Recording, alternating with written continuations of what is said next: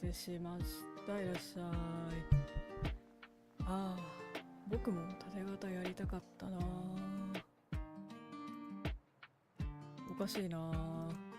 調べたところ、アスペクト比を9対16にすればいけるって聞いてたんだけどな。どうやらそれではダメだったみたいですね。ちょっとまた今度挑戦してみたいと思います。というわけでちょっとテンション低めで始めたいと思いますが、こっからねバイブス上げていこうかなって思ってます。お待たせしました。20分遅れです。どうもこんばんは。こんなはずじゃなかったんだけどな。というわけでね、まあ怒ってしまったことはしょうがない。切り替えていきましょうか。というわけでお待たせしました。お久しぶりの雑談です。約1ヶ月ぶりですね。先月の月末やって以降なしという形になってますが、月末31日日曜日、皆様いかがお過ごしでしょうか。ということでね、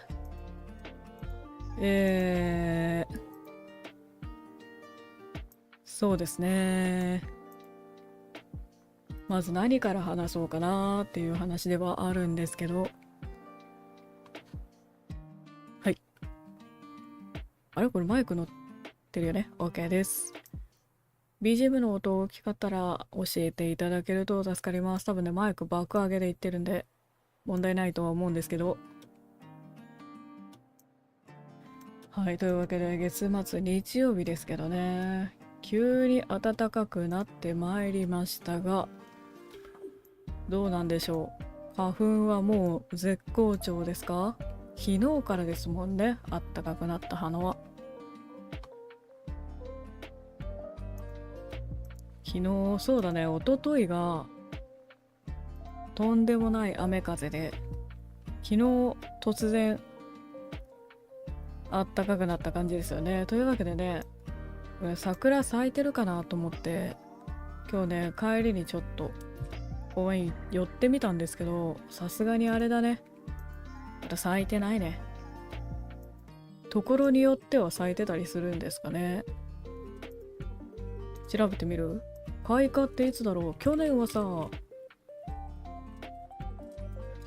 結構早めに咲いてたような記憶があるんだけど、桜いつから？24年の桜は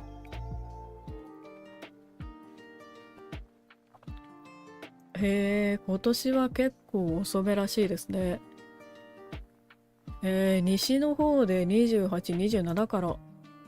もしかしてもう終わってたのかな。で、上の方で4月とかですね。もしかして桜オフシーズン終わった後だったのかな。10月は平年並み、11月は平年より高め。遅れてるらしいね。10日程度遅れて、はあはあはあ。あれもしかしてさ、もう桜シーズン終わったんですか？僕もこれからかなって思ってたんですけど、もう散った後だった。近くにね結構大きめの公園があるので、そこでね桜を見れるんですけど、今日行ってみたんだよね。確か桜も植えてあったはずなんだよね。で行ってみたところ、まあ日曜日なんでね相当混んでましたね。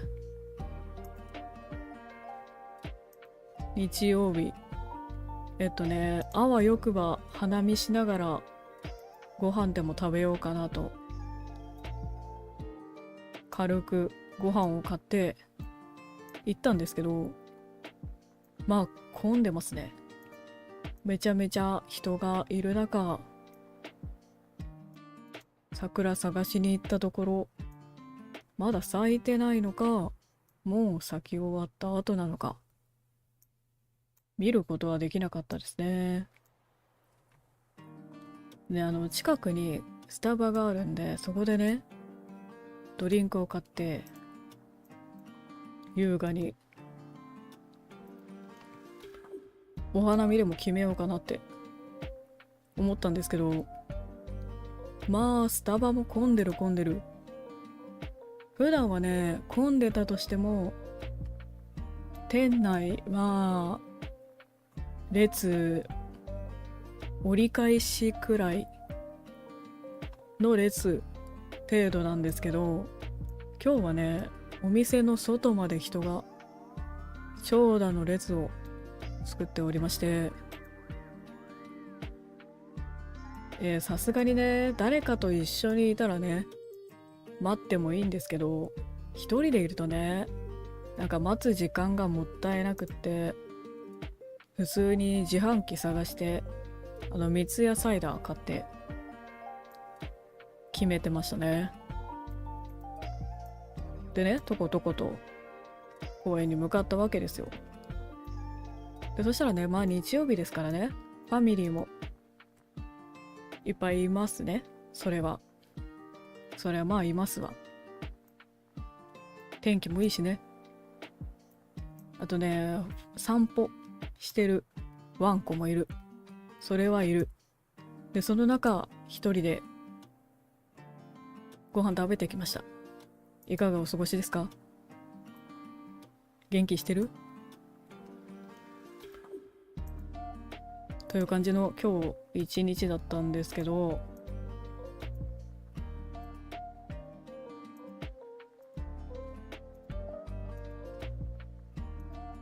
あとねなんだっけな、何かを話そうとしたんですよね。そう本当はね雑談配信ならもうちょっと早めの時間でもいいかなって希望を持ってたんですけど、あれなんですよね、いかんせん土日祝日あんまり関係ないお勤めなものでして、今日ねお休みじゃないんですよ、残念なことにね。というわけでいつもの時間になっちゃったんですけど、本当はねもうちょっと始められるの早い予定だった。予定としてはね7時6時に始められたらラッキーくらいだったんだけど、設定をね頑張ってたんですよね。調べてね。でそうか、サイズを変えるだけでできるんだと思ったわけなので、ちょっとね縦型用の背景とかね、そういうの必要じゃないですか。なのでそういうね画面の設定をねやってたんですけど、で、このお時間といつものね、でその努力はあんま意味なかったみたいですね。ということなんで、これねこの画面何気に初配信以来かな、使ってるのは。というわけで久々にこちらの部屋でやっていこうと思います。で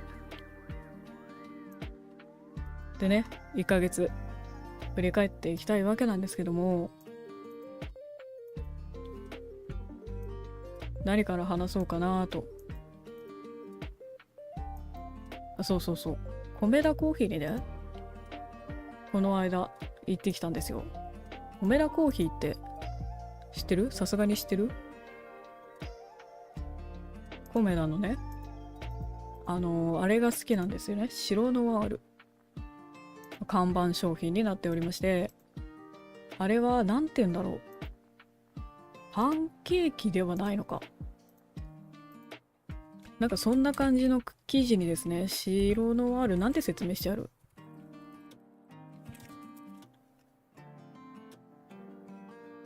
特に生地については触れてないですね。パンケーキよりちょっと固めの生地に上にアイスクリームが山盛りに乗ってるんですよね。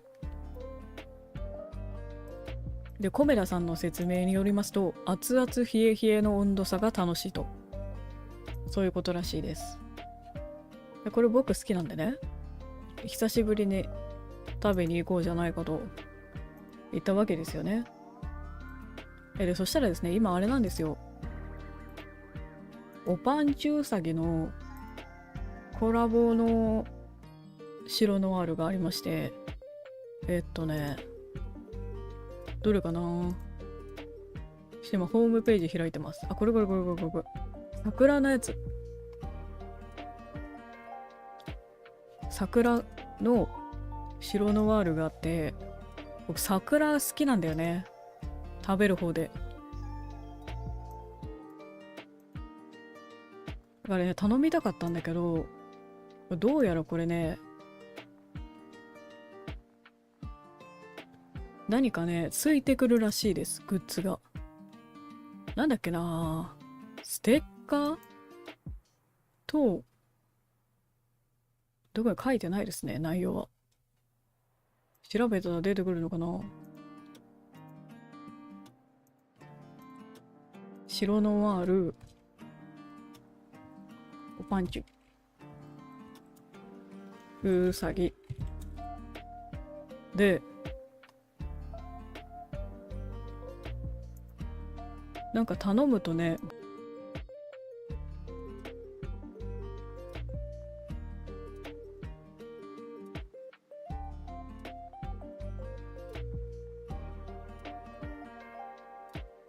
ダイカットピックと、商品によって違うらしいですね。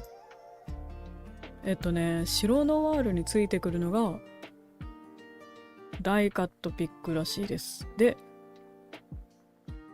ソフトクリームとクリームソーダが、クリアコースターがついてくるらしいんですけど、ね、おぱんちゅうさぎを知らないんですよね。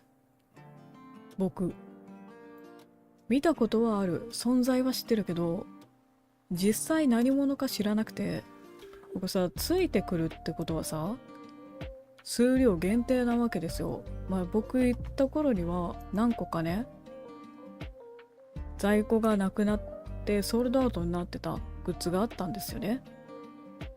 数量限定となりますと、やっぱね、知らないやつが買ってもらって、これ本当に欲しかった人に渡らないとなると、ちょっと申し訳なさが先に立つということですね。あえなく断念をしてきました。あれ、グッズいらないんで白ノワールだけってできるのかな。それなんか失礼かな。ベネさんこんばんせ、いらっしゃい。今ね、コメダコーヒーの白ノワールの話してました。コメダコーヒー行ったことあります？今あれらしいですよ。おぱんちゅうさぎのも。これね、トークテーマがあるんで、ちょっと書いときましょう。コメダ。テキスト用意するの忘れましたね。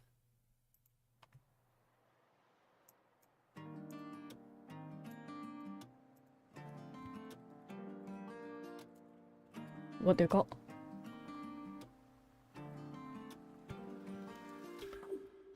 コメダの話でいっか。コメダの話と。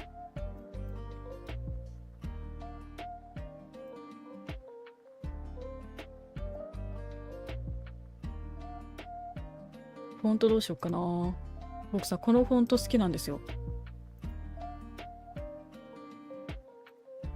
これちょっとかっこよくないですか？サイズも変えないと。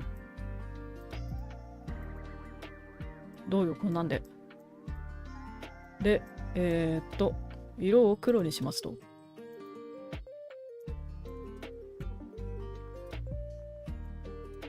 ダッサ。茶色の方がいいかな。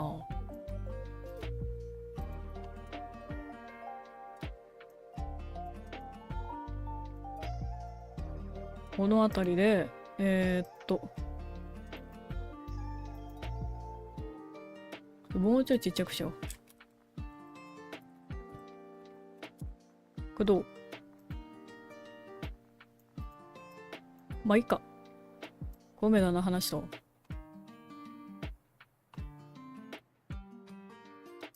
はい。で、そうなんですよ。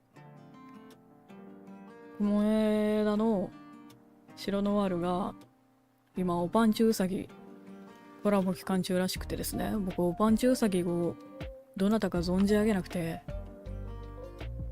あれなんですよ、コラボの商品が桜味なんですよね。桜ソースと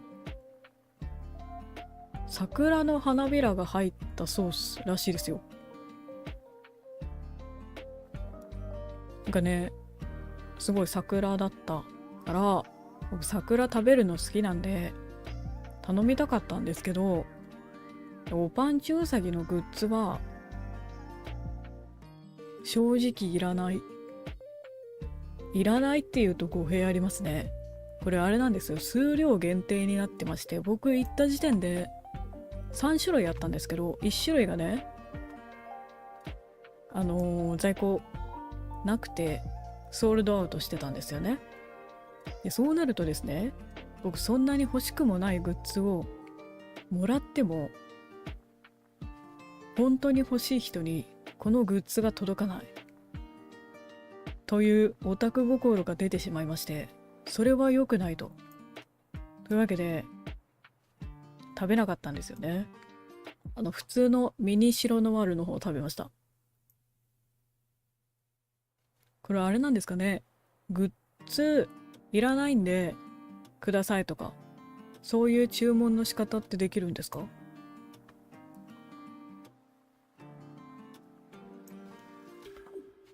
いける？いけるんだったらそれやってみればよかったな。ちょうど平日だったからね、多分そんなに混んでないんだよ。すんなり入れたから。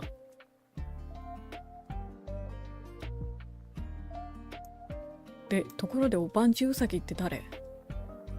なんか今あれなんですよね。コラボの画面を見たら、うさぎとこれはクマ？普通のよりはミニでいいから、そう、普通はね、ちょっとね、まあいけなくはないんですけど、若干たまりますよね。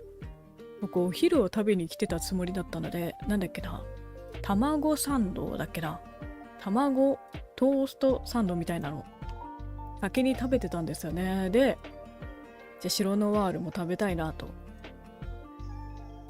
なってミニを頼んだんですよね。まあ、ミニでも十分うまい。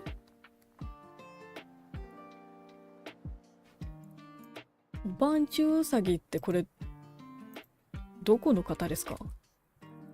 ブランド的な意味で。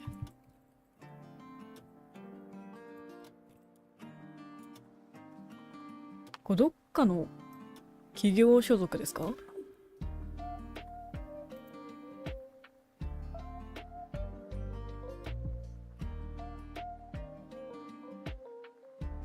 なんかサンリオ的なさ、そういう感じのブランドですか？ホームページどこだろう？おぱんちゅうさぎの X がある。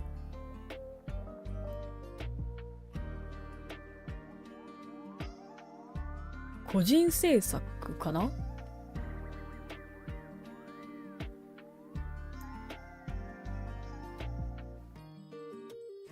企業の所属ではなく、ちいかわ的な感じで個人で出してる漫画が元かな。そういう感じ。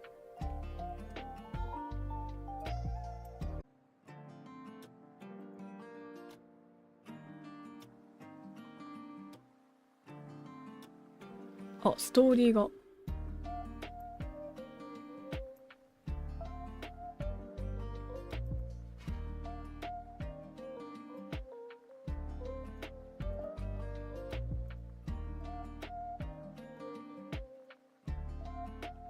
ホームページ開いたら落ちました。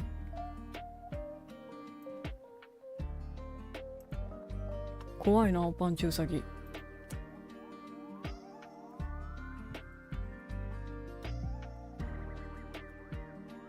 しまった、これまずいかな。ウィキとかないですか？ウィキ。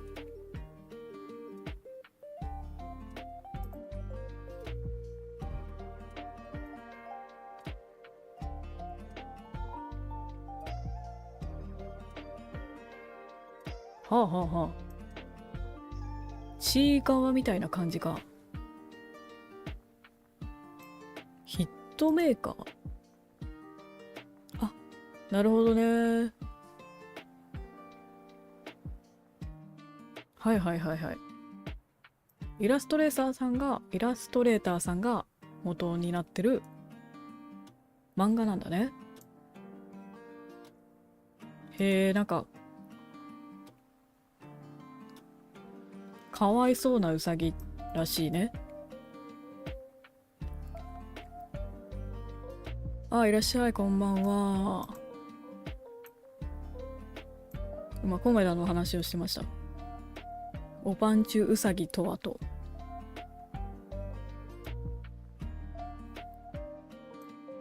この緑のは誰？有識者おらん？カッパこれ。カッパでいいんですか？なんか上にね、帽子が乗ってる。あれはなんだろう、おばあちゃんがさ、赤ずきんに出てくるおばあちゃんがしている帽子みたいな。あれしてる。あ、誰？白ノワールおパンチュウサギって調べたら、検索にカロリーって出てきました。コラボしてるらしいですね。知らなかったな。この子も有名なんですか？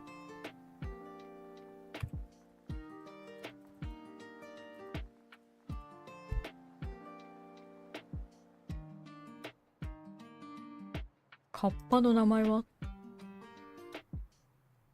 脱帽カッパ。あ、カッパでいいんだ、これ。脱帽カッパ。へえ。ネーミングがすごいね。で、もう一人のクマは、着衣グマっていう名前なんだ。着衣？服着てるね。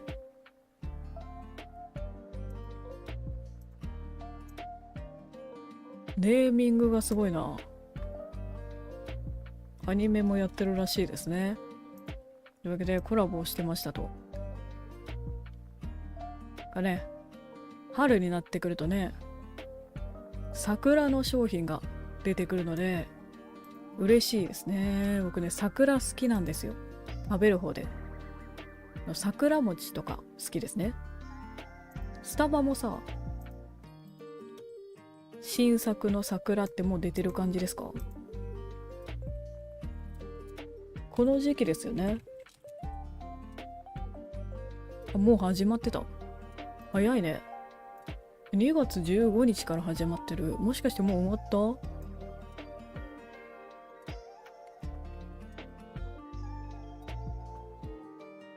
た？花見団子フラペチーノ。美味しそう。花見桜クリーム。美味しそう。これいつまでやってる？もう終わっちゃったのかな？いつまで？あ、3月終わってる。3月12日までですって。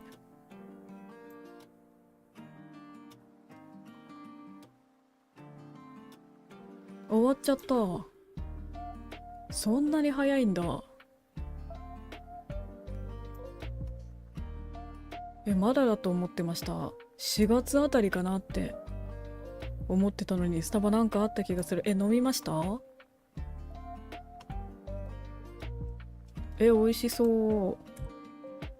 次なんだろう。トークテーマちょっと変えときますか。コメダの話終わったので、次ね、スタバの話します。シーズン早いんですね。間違えた。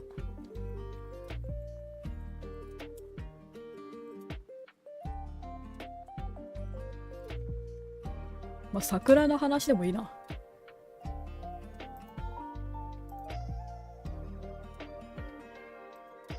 シーズン回ってくるの早いんだな。今ね、あれだった。キャラメルミルクコーヒー、すごい甘そうなの出てましたね。今日ちょっとフラッとやってみたんですけど、店の外まで並んでたので、やめました。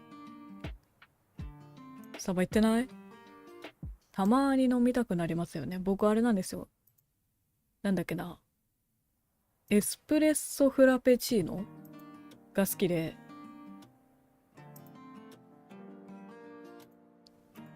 たまに行ってるんですよね。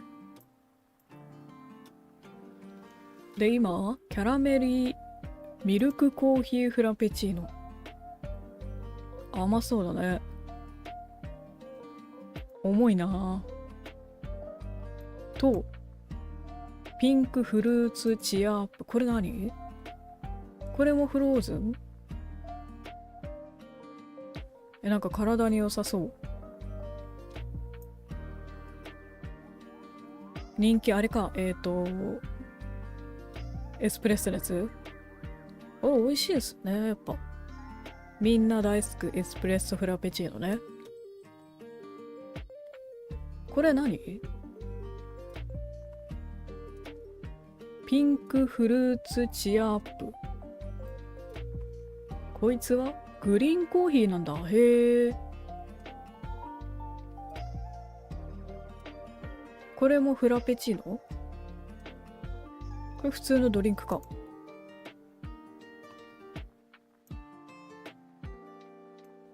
と、ストロベリーラベンディティーラテっていうのがあるらしいですね。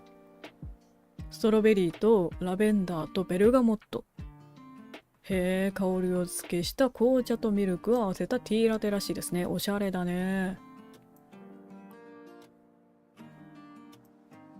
ちょっと甘めかな、これは。見た感じ、ティーラテですもんね。で、ホイップクリームと蜂蜜が入ってるんで、多分甘いですね。これホットだけらしいですね。こんな感じか。あと店舗限定らしいですね。スタバは今こんな感じになってます。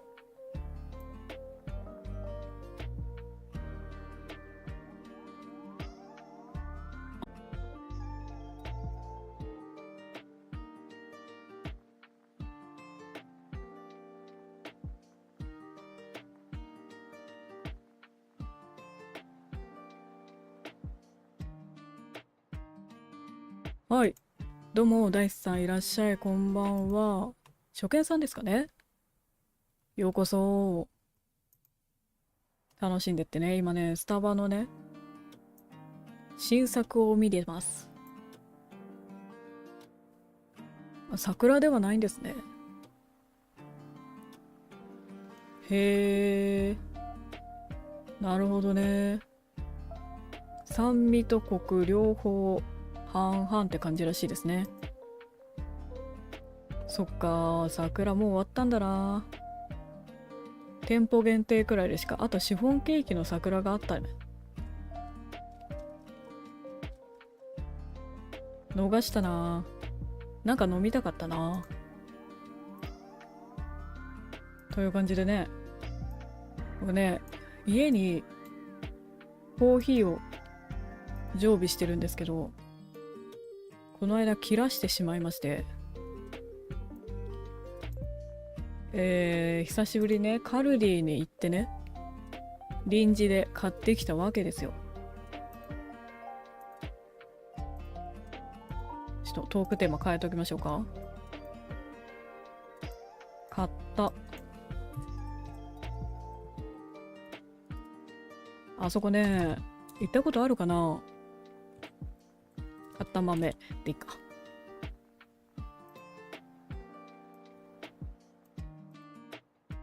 あそこさ、そんなに大きくない割には、めちゃめちゃ商品詰め込んでるんですよね。ドン・キホーテの海外輸入版みたいな、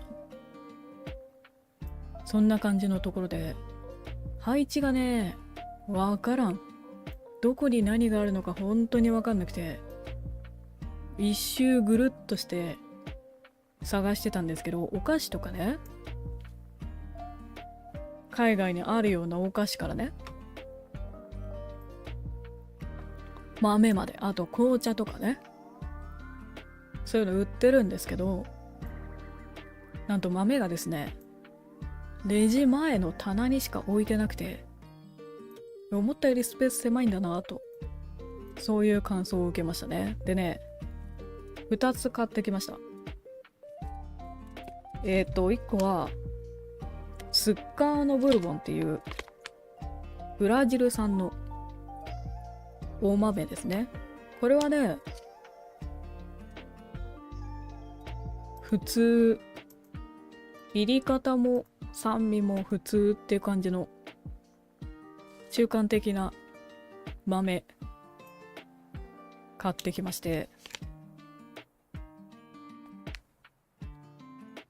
深く甘くふくよかな香りを楽しめますと、そういう感じの説明があったので、僕ねロースト系の豆が好きなのでね、そういう感じの選んできまして、あともう一個がね、有機プレミアムダークロースト、これを買ってきました。グアテマラですね。コロンビアンどこ。これがですね、ロースト激ローですね。深入り豆で、酸味がなくてって感じの、強いスモーキーな香ばしさとすっきりした優しい味わいが一度に楽しめるように仕上げましたと、そういう感じの説明が書いてありますね。でこれ2つをね、5個入りのがあるんですよ。のとりあえず買ってきまして、合計10点となるので、まあ1週間は持ちます。あとね、チョコレートフレーバーのやつ、あれも1個買った。で思ったよりチョコレートではなかったな。なんかもうちょっと甘いのかなって思ってました。これはもう飲んじゃいました。でね、今日朝スッカーノブルボンの方決めてきたんですけど、カルディでコーヒー豆買ったことあります？パックになってるやつ。レジで頼む系じゃなくて、ギフトとかであげるような。これは何グラムだ？ほんと。10グラムのやつ。これ、買ったことある人いますかね？これね、中にね、あれが入ってたんですよ。フィルターがね、ついてて、で、これをセットして、お湯を注ぐだけで入れられますよっていう、そういう感じのものになっておりましたね。ただこれがね、ちっちゃいんだよね、フィルターが。僕のマグカップでは収まりきらない。違うか、逆だな。ちっちゃいくてですね、まあ普通に自分のドリッパーに豆だけ移し替えて入れたんですけど、10g ね、少ないなっていう感じがしました。10g の目安は 140cc なんですけど、僕ね、だいたいね、その倍くらい入れるんですよね。倍くらい、20、まあ、15から20くらい豆入れて、まあ満帆にしますと、マグをコーヒーで満たしてから飲みたいんですよね。なんでこれね、2つ入りかなっていう感想を受けましたね。1個じゃね、多分少ないという感想は受けました。でね、まあ1週間は持つかな。コーヒー飲んでるのもね、平日の朝くらいなんで1週間は持つでしょうということで、その間にね、僕通販でねお豆を買ってるんですよ。コーヒー問屋っていうねお豆を扱っているサイトがあるんで、そこでですね買って1週間で届くかどうかって話なんですけど、これでなんとか今しのいでる状態です。というわけで買った豆の紹介でした。豆もねあれなんですよね。タリーズ、そうタリーズね。タリーズね僕好きなんで、どっちかっていうとスタバよりタリーズ派なんですよ。たまにチップとデールじゃなくてトムとジェリーのコラボをねしてるんで、よかったら。あとねあれもやってる、ハリポタのねコラボも定期的にやっててね、スクラッチじゃなくてステッカーだね。ステッカーとあれなんて言うんだっけ、マグカップにつけるさ、このヘドウィグのこれはなんて言ったらいいの、飾りみたいな、あれもね前回のコラボでもらってきました。ステッカーなんだっけな、スリザリンのあれかなと、あと何でしたっけ、アナグマのどこでしたっけあれは、黄色い量、あれのステッカーをもらいましたね。でね、タリーズでもねコーヒー豆をいくつか買ってたりしますね。エスプレッソ用のとかもねタリーズで買ってます。ぜひよければいかがですかというね、コーヒートークなんてね多分こういう時ぐらいでしかしないんですよね。普段そんなこと話さない。ブランディング的にどうなのって思うんですけど、まあまあまあまあそういうこともあるでしょう。まあね、ここいらでねもうデビューをして2ヶ月経ちましたというところでね、まあ初期に一回戻ろうと。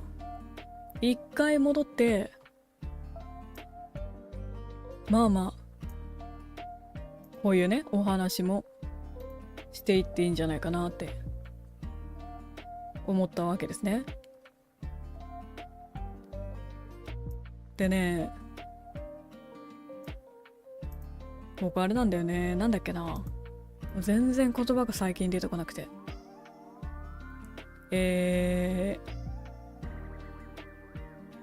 あそこ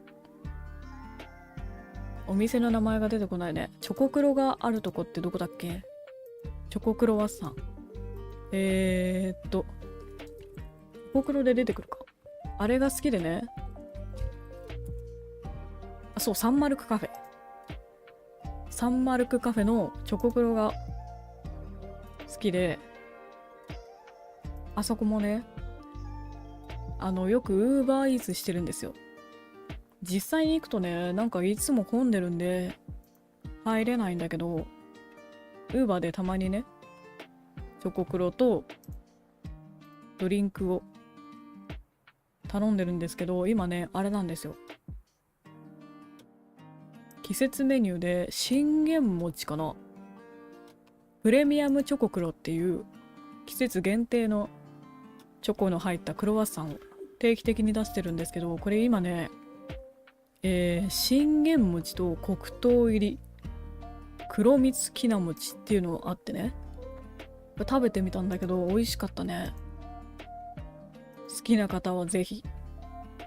で今ねドリンクあれらしいですよ、わらび餅入りの黒蜜きなこスムージーっていうのがあるらしいですね。なんでこんな信玄餅推しなんですかね。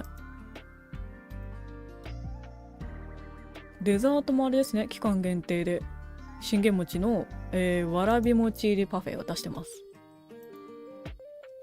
サンマルクね、結構おしゃれなんで、あんまり見かけないんですよね。美味しい。食べました？ラテもね、ホットのやつがあるんですよ。わらび餅の黒蜜きなこラテっていうのを扱ってまして、ウーバーではね、テイクできなかったかな、確か。パフェは扱ってないね。そうだね。チョコクロと、あとね、ラテの方かながウーバーで取り扱ってて、パフェはあれかな、店内販売かなって感じになってますね。サンマルクもね、これ美味しいんですよね。商品がね、おしゃれで、ホットサンドっていうのがあるんですよね。これも好きでして、パンがね、僕クロワッサンが好きなんだよね。そう、プレミアムチョコクロのこのアーモンド、これが乗ってるやつ、これがね好きでね。アーモンドクロワッサン、これねあったら絶対食べちゃうね。どこ行っても、パン屋行っても絶対頼んじゃうね。クロワッサンとこのアーモンド扱ってるやつ、これは外れない気がする。というわけでね、久しぶりにサンマルク行きたいんだけど、今日覗いたらね、やっぱ日曜日だからね、満席でしたね。結構広めのお店なんだけど、それでも満席で入れなさそうだったので、食感、そうなんで、食感が楽しそう。そうなんですよね。もちもちしてて、僕食べたのチョコクロの黒蜜きなこのだけだったんですけど、美味しかったですね。黒蜜とかも好きなのでヤーミーって感じで、通常のチョコクロもね美味しいです。という感じでね、サンマルク久しぶりに行きたいなぁと話していたら、もうお腹空いちゃうね、この話してたら。いい感じの時間ですもんね。いや、22時はもう食べ終わってる時間か。そうなのかな。僕はね、これ終わったらまたね、おにぎり買ってきました。なんかいつもおにぎり食べてるなーっていう感じはするんだけど、これね、おにぎりがね食べやすくてね楽なんだわ。やっぱおにぎりね、正義、おにぎり正義という感じでこの後食べていきます。というわけで明日から4月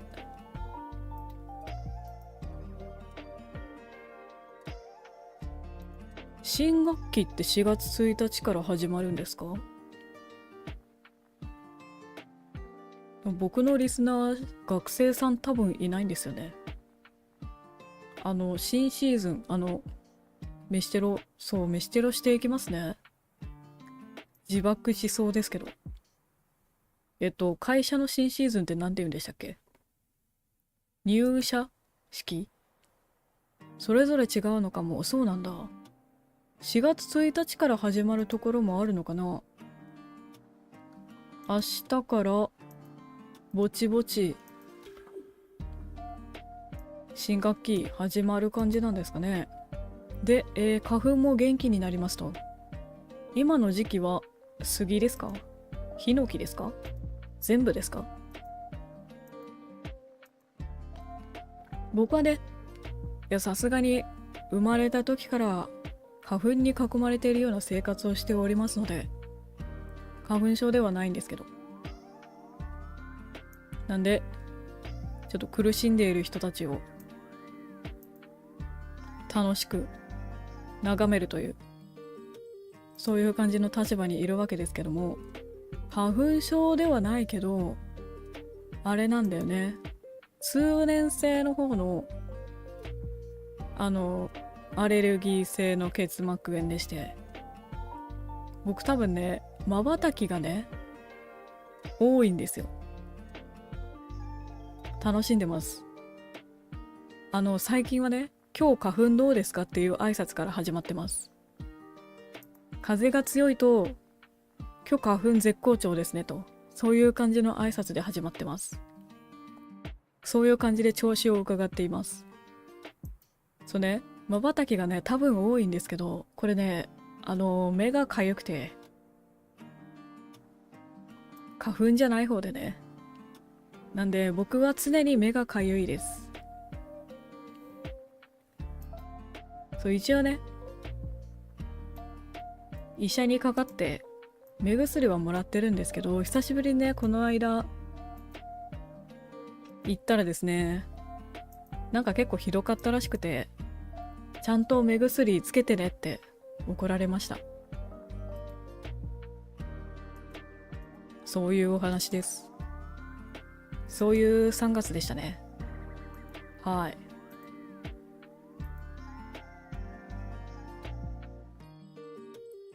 そう書かないようにしてはいるんですよね。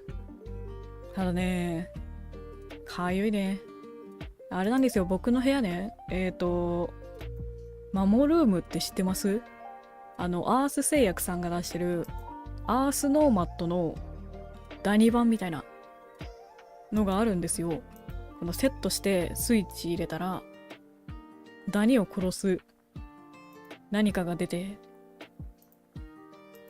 そういう感じのことをするみたいな、そういうね、装置をですね、24時間つけてます。そうそうそうそう。第2版ね。これも確かアース製薬さんのやつ。なんで、でね、朝と帰ってきたら、冬でも窓を開けて換気します。これでようやく家が安置になると、そういうわけですね。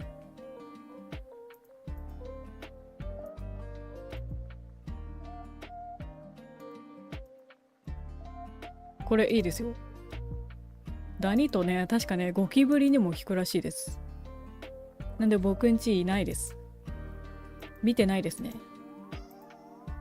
引っ越してきて日以来見てないので、多分やれてます。その辺にね、死体転がってるんじゃないかなって思ってます。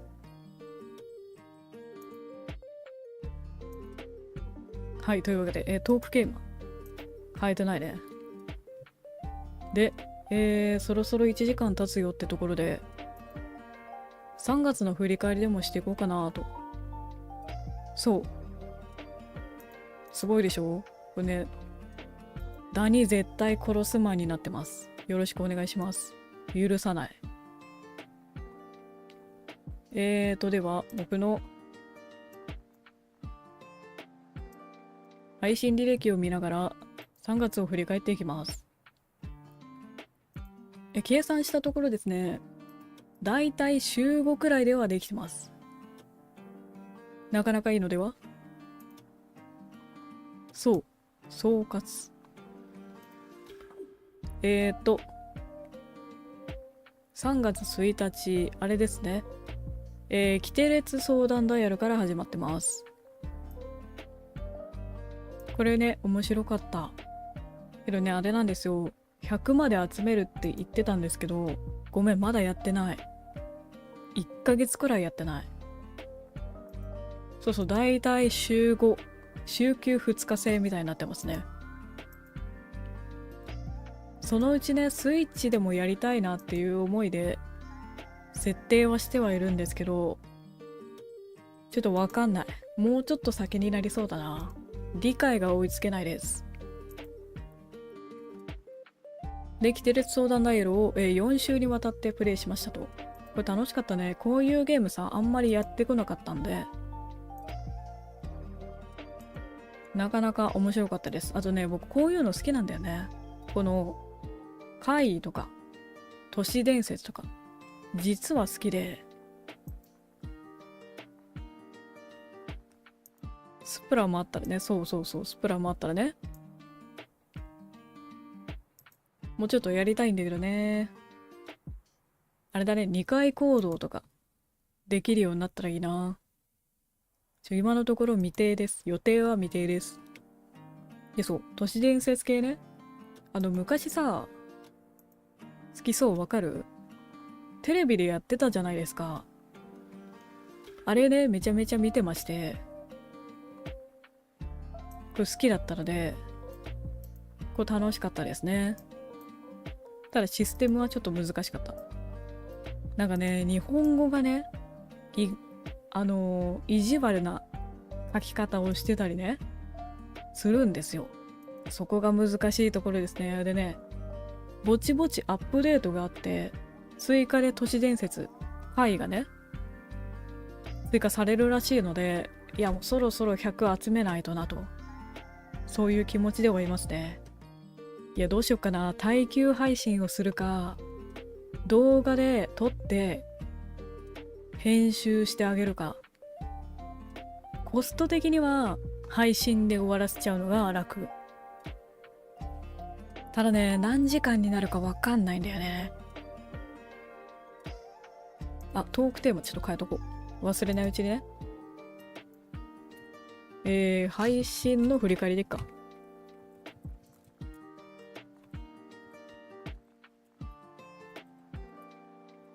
配信の振り返ると。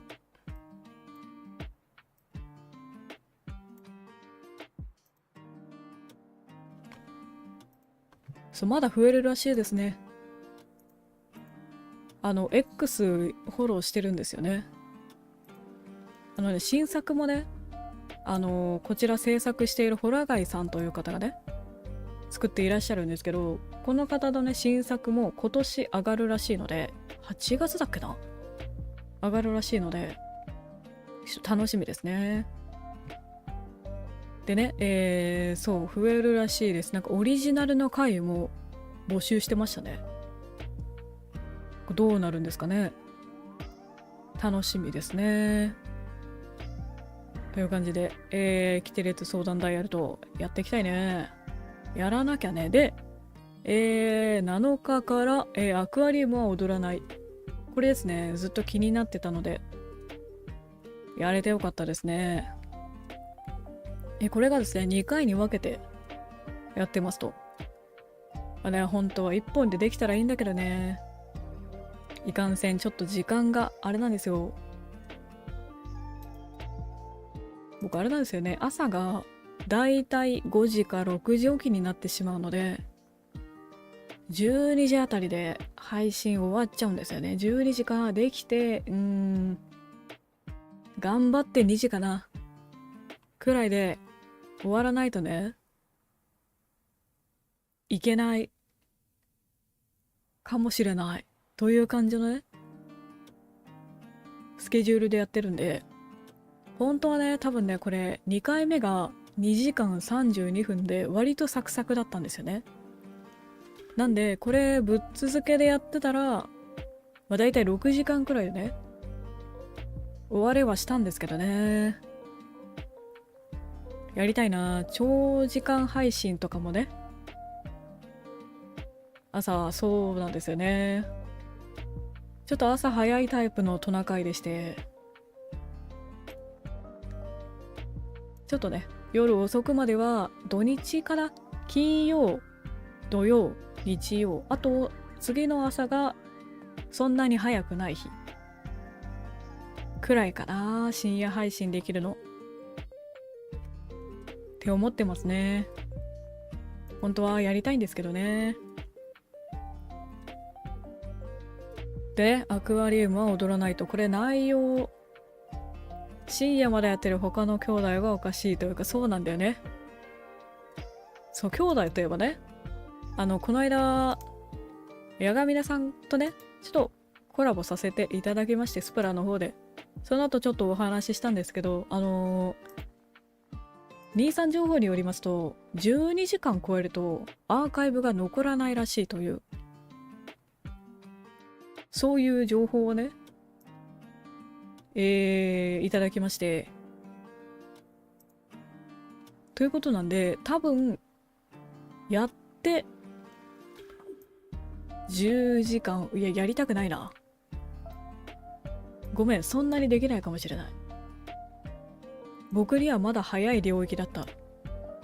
ごめん、調子に乗った。なんでもない。じゃあそんな長時間はできませんと。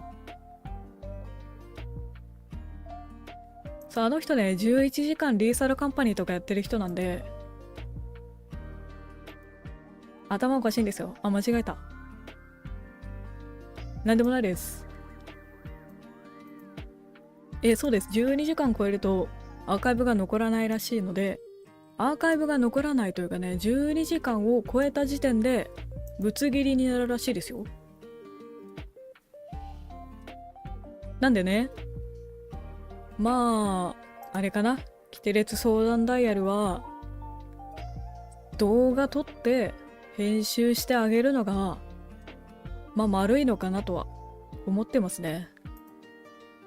で、アクアリウムは踊らない。これね、楽しかった。もう一行日記みたいになるんだけど、楽しかった。僕ね、水族館とか海とか好きなんだよね。昔ね、昔あるところに、なんて言ったらいいんですか、水泳をね、やってたトナカイがおりまして、海とかね、そういうね、水辺結構好きなんですよね。森に住んでるんですけど、海も山も好きみたいな。だから水族館もね、好きなんですよね。あの雰囲気いいですね。なんで、楽しかった。魚の種類とかね、あんまわかんないんですけど。いやでもね、知ってるのばっかだったからよかったね。熊の実とかね、あの辺なら知ってます。あれで見た、ニモ。ニモのね、ディズニーのさ、最近でもないのか、結構前にさ、新しいアトラクション出たじゃないですか。あれ、行きました？僕行ったんだけどね。あれ楽しかったね。なんか映像に合わせて、この椅子が動くみたいな感じの、そう、神秘的でいいですよね。雰囲気がね。青とかも結構好きなんでね。雰囲気もいいし。深海魚とかもね、ちょっと怖いんですけど、いいですよね。設定じゃないよ、間違えた。生態が夢ありますよね。設定っていうのよくないね、なんでも。でね、問題の謎解きがね、まあ難しかった。これさ、僕があれなのかなって思って、他の兄弟がやってるアーカイブ見に行ったんですけど、どうやらね、一人同じところで詰まっている人がいたみたいで、ちょっと安心したね。さすがに詰まりすぎか。難しかった。一番最初のさ、本のやつ、足元が穴開いてて、書庫みたいな。あれと、間の2文字答えなさいってやつね。あとね、後半の、あそこ。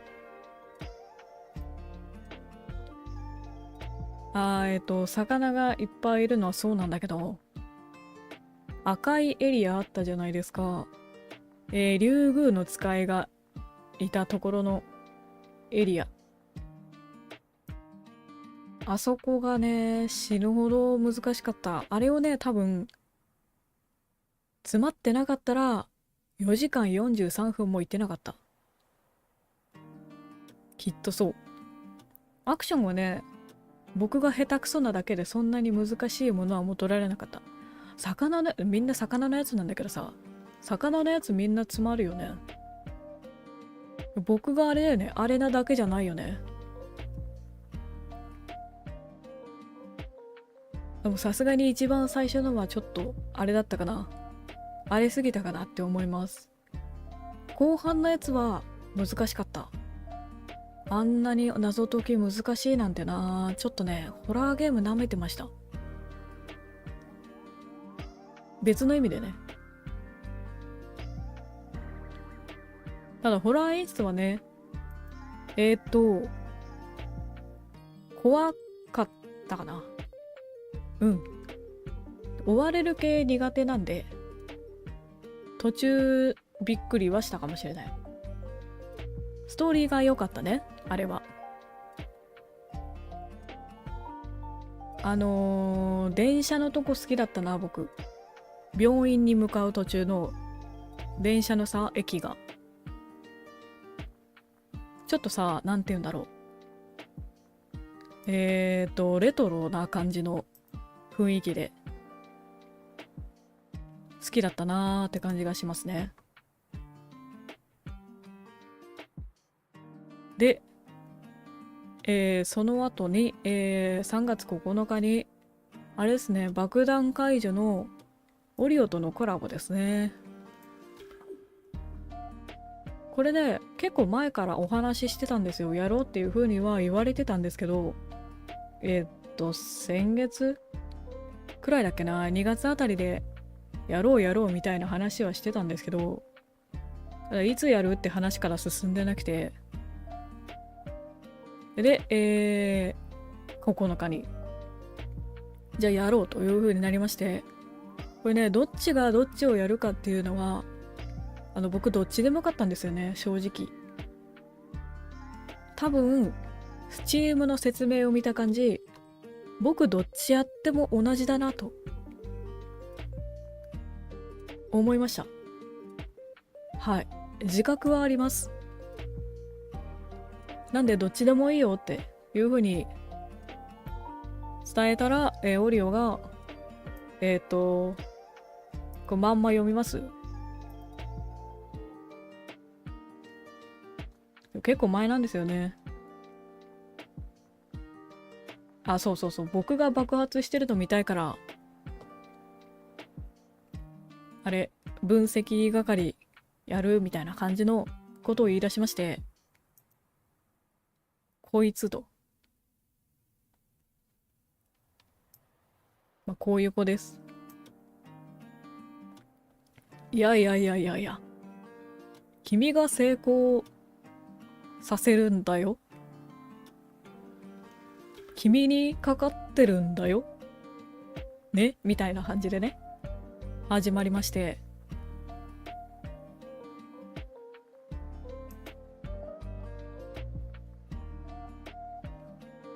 そう。そうなんですよね。もうどうしようもない末っ子でして。末ではないわ。末にはもう一人どうしようもないのがいましたね。はい。って感じで始まったんですけど、見ていただけました？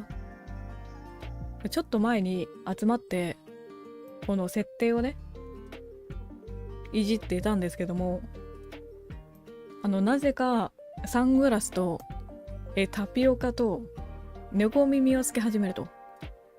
最初はね、なんだっけな、オリオが猫耳つけてたんだっけな、で遊んでたんだよね。で、僕があれなんだよね。配信主なんで、僕が画面の設定をしている間に、彼は猫耳をつけて遊び始める。で、まあそこにはまあ触れてなかったんですけど、ちょっとね、いいなーって思った。で、ちょっと時間あったから、これね、僕もなんかつけれるものないかなーって探して、で僕ね、耳をつけるとね、トナカイなのか猫なのかっていう、そういうね、なんていうのか、そういう感じのあれになってしまうので、まあじゃああと何かあるかなーって探してたところ、サングラスいいじゃんと。そう。なんかよくわかんないキメラキメラなのかなんなの、なんかケンタウロスみたいな、なんかそんな感じになっちゃうんですよね。角も耳もついてるみたいな、そんな語り部現象ですね。羽も耳もついてる、よくわかんないキメラが出来上がるので、サングラスをねいろいろ探してたんですよ。で最初はね黒いサングラスつけてたんですよね。丸いやつがあってつけてたんですけど、目がね見えない、ちょっとね不透明な感じになってまして、やっぱね目が見えないとなぁと、コラボで目が見えないのはなぁとなって、ちょっと半透明気味のサングラスをね探して、黄色いやつがあったんですよ。ちょうどね僕のイメージカラー黄色でやらせていただいてるんで、いい感じのあるじゃんみたいな。で黄色いサングラスをつけましたと。似合いそう、そう似合うよ僕ねメガネとサングラス系似合うんです。でね黄色いサングラスを僕はつけましたと。でなんかね画面共有して見てこれみたいな、遊んでたんですよね。でそしたらちょっといろいろね素材をなんか持ってこれる素材を探してましたら、なんかねハリピ集団みたいな感じのね2人組ができまして、で、最後のダメ押し僕がね言ったんです。タピオカ飲んでよって、これタピオカあるじゃんって僕が言ったんですよね。で彼はタピオカ飲み始めました。さあ、あの時角つけてなかったっけ。あの時角つけてなかったのはね世界観の重視だね。どっちかっていうと、なんか爆弾解除するなら人間味の方がいいかなと思って、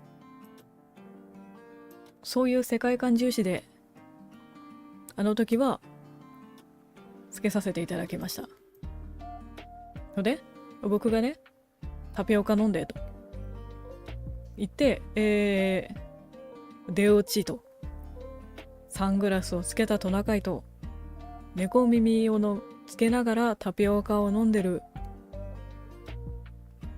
やつという絵面が出来上がりましたと。いやインパクトはあった。楽しそうでしょ。ノリが若い。そうノリが若いんです。そういう感じでね、そうもうね普通に始めても面白くないから、やっぱ面白い方がいいもんね。結構さゲーム始まってしまうとあれだもんね、ボケるタイミングとかないから、ボケちゃダメなんだけど、そういうやりとりがね、あのゲームだと難しいじゃないですか。というわけで、画面上に愉快な2人を映し出して始めさせていただきましたと。でもさ結構あれ割と良かったんじゃないっていう自己評価ではあるんだけど、少なくともその後にやっていた語り部と科学者チームよりは言ってたと思う。おそらくストーリーモードの存在を知らなく、例のごとく開始1時間前くらいに僕ゲーム開きまして、ストーリーモードの存在を知らなかったんですよね。なんで最初フリーモードでやっちゃったんですけど、でもあれのおかげで結構すんなりストーリー進めてたのではないかと思うんだけど、割と意思の疎通できてなかったっていう自己紹介ではあるんだけど、3のね、3かな、3の3あたり3の4でオリオのパソコンが死んで強制終了になっちゃったんですけど、多分ねいけてたと思うなって思ってる。だってさ、あれだよね、モールス信号以外はさ結構サクサクじゃなかっただったと思うんだけどな。多分あそこの先を行くと奥の画面の方でもモジュール、特殊モジュールの数が増えてくるらしいので、難しくなるのはこっからかなっていう感じではありますね。次回があるかどうかはちょっと折りよ次第かなっていう感じではあります。うん。ちょっと彼忙しいみたいなんでね、ちょっと様子伺ってできそうならねまたやりたいなーっていう感じではありますね。あれね、僕の負担がほとんどないのであんまりね強くは押せないけど、まあ相談はしてみます。次回があったらまたパリピの2人をよろしくお願いします。というわけで、その次の日ですね、3月10日ビッグランスプラの、バイトか、これはをやりましてと。はい。ビッグランは配信では初めてだったかな個人でもね、1、2回くらいしかやってなかったからね。いや、ルールがね、わからなかった。でもね、普通のバイトよりは、フィールドが広いし、動きやすくはあった。ただね、武器がね、僕あんまり種類使わないんだよね。チャージャー系とかね、あの辺来ると使い物にならない。そのギャップがね、きつかったな。通常だったら4種類くらい武器あって、その中からランダムだったよね、確か。なんで、まあ得意な武器の時にバイトするっていういつもの感じなんだけど、ビッグランはね完全にランダムなんで、全部の武器から。いやー大変だったね。あとね、あれが倒せない、お頭が。お頭ちょっと次調べてきて、でね、参加型もね参加してくれるみたいな話をちょっとあったので、次回よかったら参加型やってみようかなっていう気持ちではあるかな。ね、キャリーしてもらいましょう。というわけで、で、その次。ちょっとお休みまして、この日連休だったのかな。3月14日に、スナフキンのゲームだね。ムーミン谷のメロディーと、これね、結構新作、3月の8日リリースだっけな。でね、ずっと待ってた。去年あたりかなから出るよみたいな話をしてたので、去年じゃないか、今年1月あたりかな。まあ新しいなんかムーミンのゲームが出ますみたいな話をねあったので、できるんだったら配信したいなという気持ちではあって、ちょっとね様子を伺ってた。調べてガイドラインの方を出てできるかどうかっていう話をね、自分の中でしてまして、大丈夫そうだと。どうやらストリーマー向けの設定も著作権に引っかかるような音楽をカットしてくれる設定もあるようなのでとこれはありがたいね。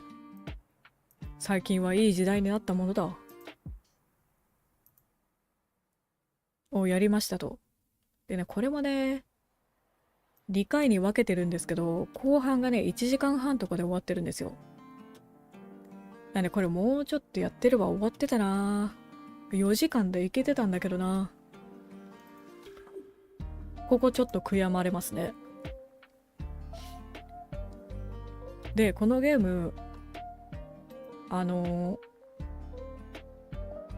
謎解きメインで、戦闘とかそういうのないらしいんで、僕でもできるかなという判断で手出してみたんですけど、そうだね、難易度もそんなに高くなくて僕でもできるレベルでしたね。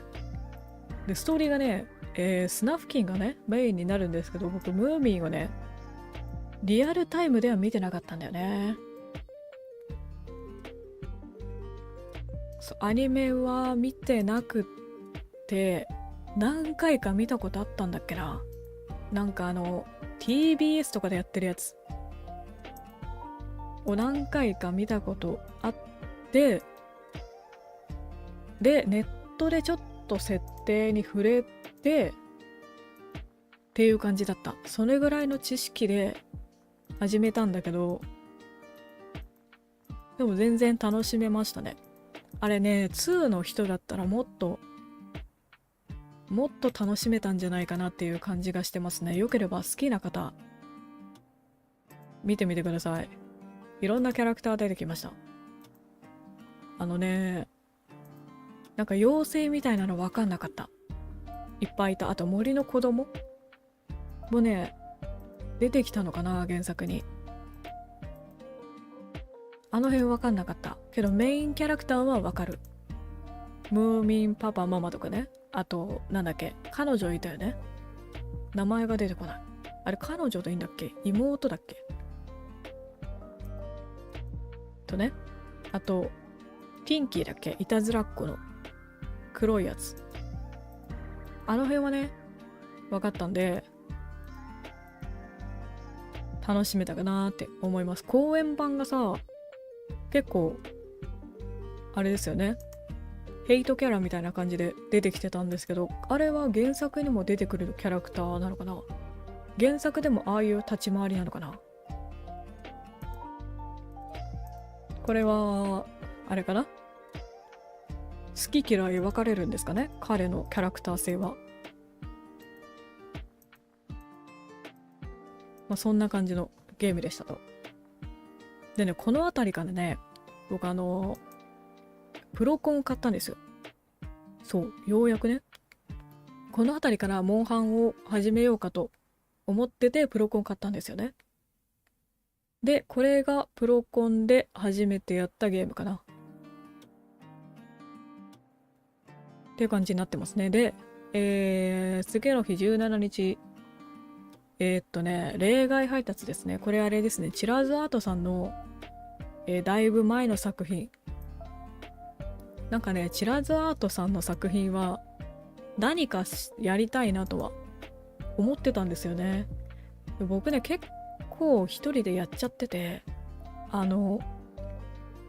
コンビニのやつ、コンビニバイトと、あとね、あれだね、深夜放送もやったね。あとなんかあったっけな。あとね、スタバのやつやってない。なんだっけ、閉店みたいな。閉店ガラガラみたいな、そんな感じのやつはやってなかったから、これか、あと、スタバのやつが、どっちか迷ったんですけど、ちらっと見た感じ、なんかドリンクとか作らされるらしいんですよね。作らされるって言い方はちょっと語弊があるんだけど、そういうね、あれらしいですよ。そういうゲームシステムあるらしいんですけど、ごめん、ゲームの中まで働きたくないなと。そういう気持ちが働きまして、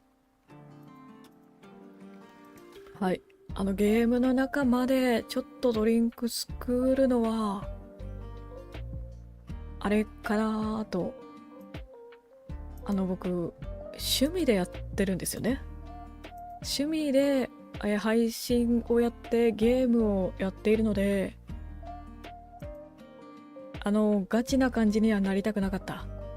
なので、深夜じゃなくて、なんだっけ、例外配達で、配達員にならせていただきました。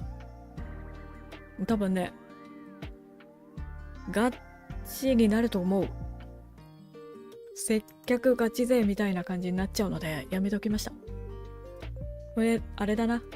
誰かがやるんならさ、見守りとかで、行けばいいかな。いや、ないだろうけどね。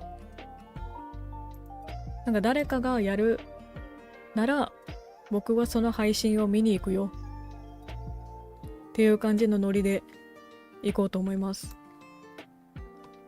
で、例外配達なんですけど、一応、2つかな。エンディング見ることができましたね。そうだね。そう。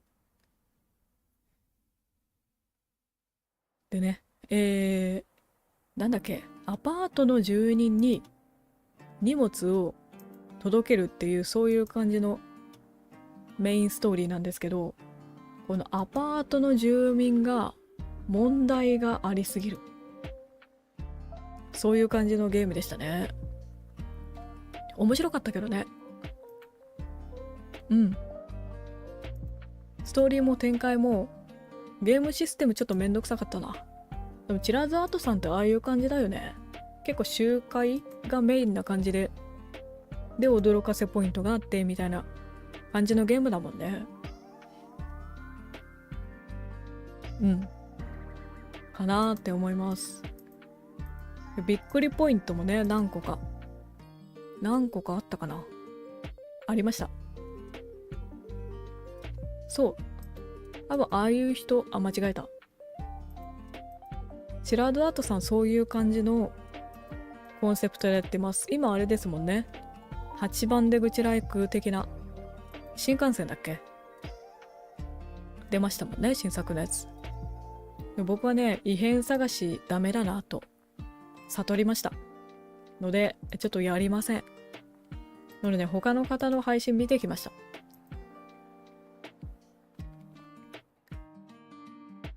面白かった。やってない人いたらよかったらやってみて。周回ね。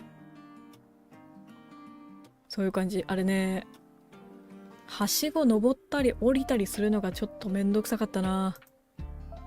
そういう感じの印象ではあった。ストーリーはね、考えさせられるような内容でね、面白かったです。ほんで次、21日から、モンハンが始まりますと。これね、Steam の方でモンハンがね、今安くなってるんですよ。60% オフだっけな。だいぶお安い、お求めやすい価格になっておりまして、そう、こちらの配信でもね、ちょっとお話ししてるんですけど、僕実はモンハンワールド以前に触れてまして、PS4 の方で。アイスボーンの手前、アイスボーンリリースされる前までやって、一応ワールドのストーリーは終わってるっていう感じの、経験値なんで、実質2周目みたいな感じになるんですけど、なんでちょっとちょこちょこ思い出しながら、時々こんなのあったなというリアクションではいるんですけど、そう。語れば長くなる話なのかなこれは。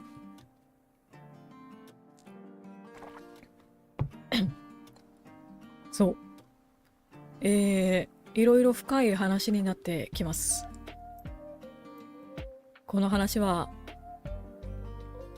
話す機会はおそらくないんじゃないかなと思うんですけど、まあ、軽く触れさせていただきますとですね、ですね、僕 PS4 とスイッチをね、持っていたんですよ。昔々のお話です。これも昔々のお話です。PS4 とスイッチを持っておりまして、あれですね、ファンタシスタオンラインって知ってます？あれをやってたんですよね。あれって PS4 だっけ？まあいいか。と、スイッチでスプラの2をね、やってたわけなんですけども、ちょっとね、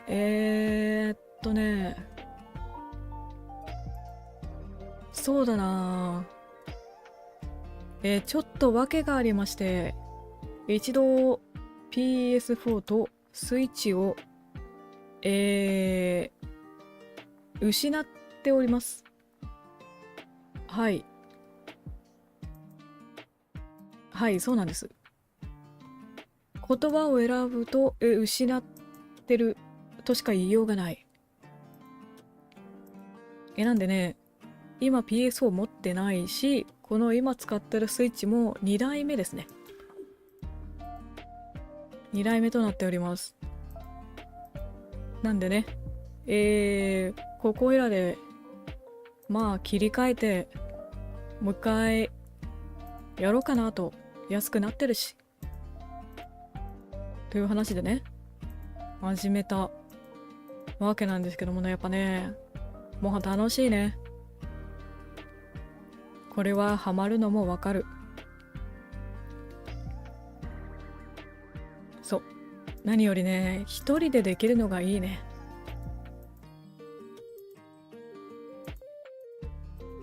なんかね、僕の性格上ね、誰かがやってるからやるっていう動機で始めると、絶対に続かない。っていう経験上、そういう系統にあるわけなんで、誰かとマルチでやるみたいなね、ゲームは多分向いてないじゃないかな。っていう思いでいるので、こういうね、一人でもできる、みんなとでもできるみたいな、そういう感じのね、ゲームがやっぱ好きなんですよね。昔ね、PSP の方でゴッドイーターやってたんですよ。あれもね、一人でもできるし、めちゃくちゃハマってるっていうタレコミ来てる。もともとね、こういうの好きなんで、ゴッドイーターとかやってたんで、こういうね、狩り取って、素材集めたりして、強化して、ストーリー進めてっていう、こういうね、こう積み重ねていくゲームね。こう一人で黙々とできるようなやつ。やっぱこういうのが好きなんですよ。というわけでね、多分これからも、モンハン増えるんですけど、よければね、気軽に、またやってるなぁと、見に来てくれたらなって思いますよ。で、連日モンハンと。で、その後に3月24日の、フェスですね。そうですね、先週の、ちょうど先週の、違うか、23日ですね。土曜日にやって、深夜またいでるので、アーカイブの日付は24日になってるのか。なるほどね。先週の土曜日ですね、ちょうど。スプラトゥーンの方の、ポテトチップスフェスマッチと、海苔塩、薄塩、コンソメの3陣営ですね。僕らは、コンソメチームの方で、いつもの青系のスプラ部の方で、いつの間にかできたらしいですよ。そういう、部活なのか同好会なのか、次いつ集まるのかわからない、そんな感じのゆるい集まりがあるらしいですね。で、ここでね、僕、実はなんですけど、八神さんと初まあ実質2回目ではあるんですけど、がっつり絡んだのは初かな。ていう感じになりますね。おそらく。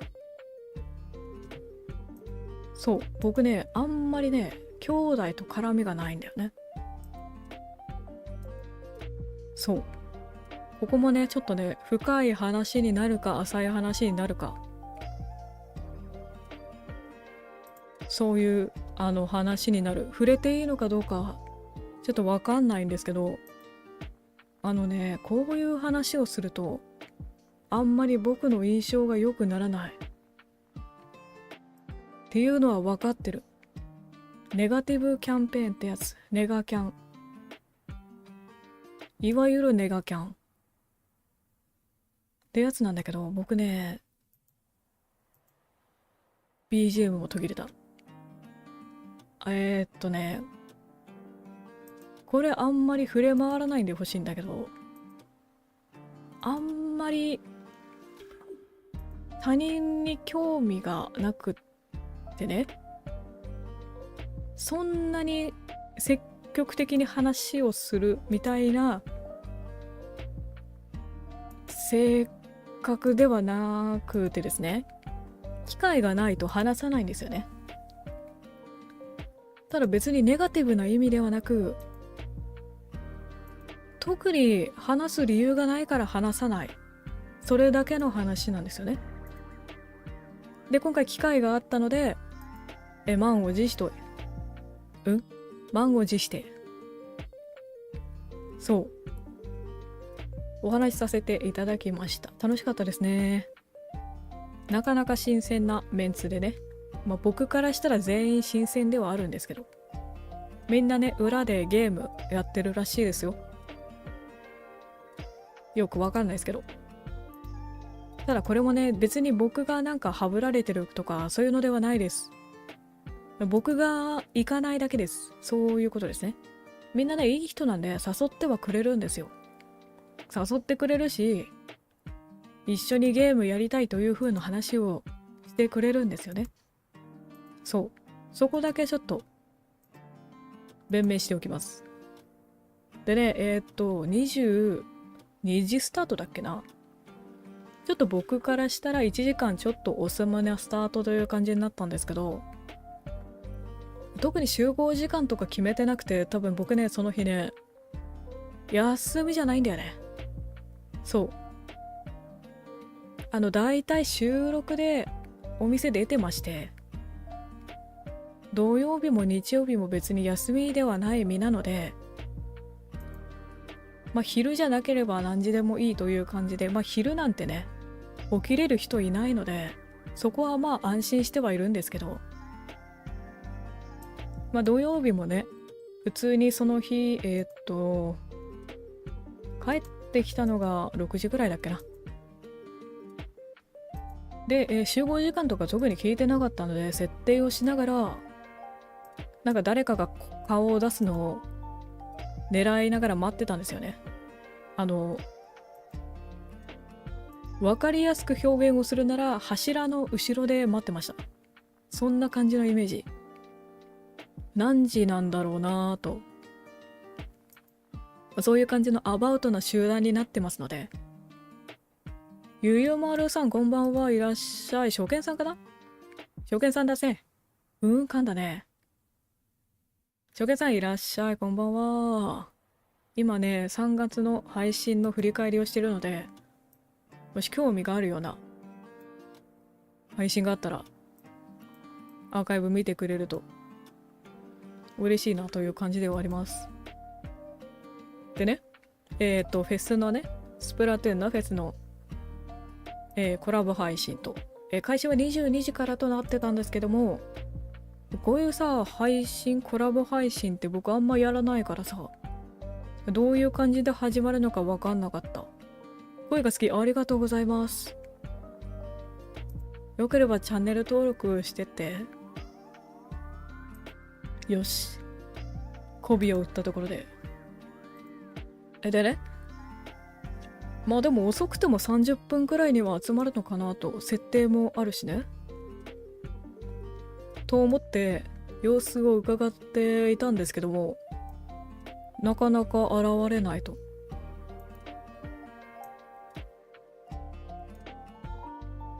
そういうね。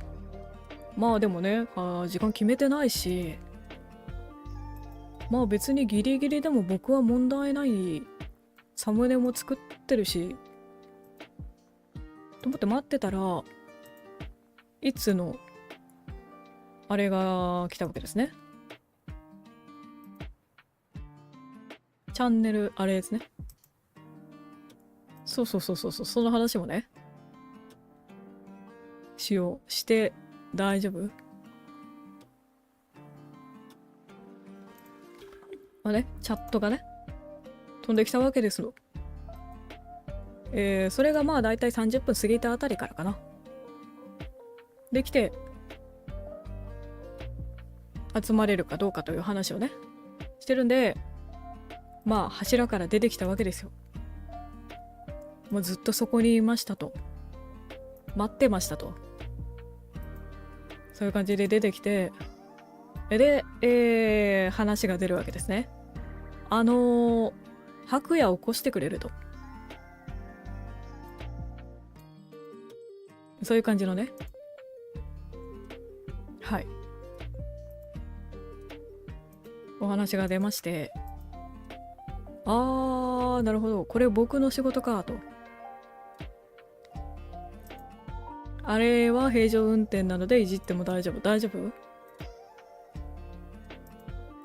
夫？これ僕今日やらなきゃいけないんだと。さあ姉さんの方もね、これは大丈夫かな？いなかったんですよね。まあその時点では。まあちょっと準備してるのかなと。気づいてないのかなという、まあ、感じで2人でやり取りしてまして、僕が、どうやら起こさなきゃいけないということで、ね、モーニングコールかけてたわけなんですけども、あれ配信で話したっけ？ 2 回かけたあたりで、出ないんですよね。これダメっす、出ないっす。って言ったんですけど、10回かけて、じゃないと起きないから。なるほどね。そういう感じか。という感じでね、まあ、かけて、モーニングコール、モーニングでもないんだけど、もう夜なんだけどね。コールをかけ続けたところ、出ないと。これ配信で言いましたっけ？ 7 回かけたんですよ、僕。で、10回かけないと起きないって言ってたところ、7回かけて起きなかった。あれ、10回かけてたら出てたのかな？そういうパラレルワールドありました？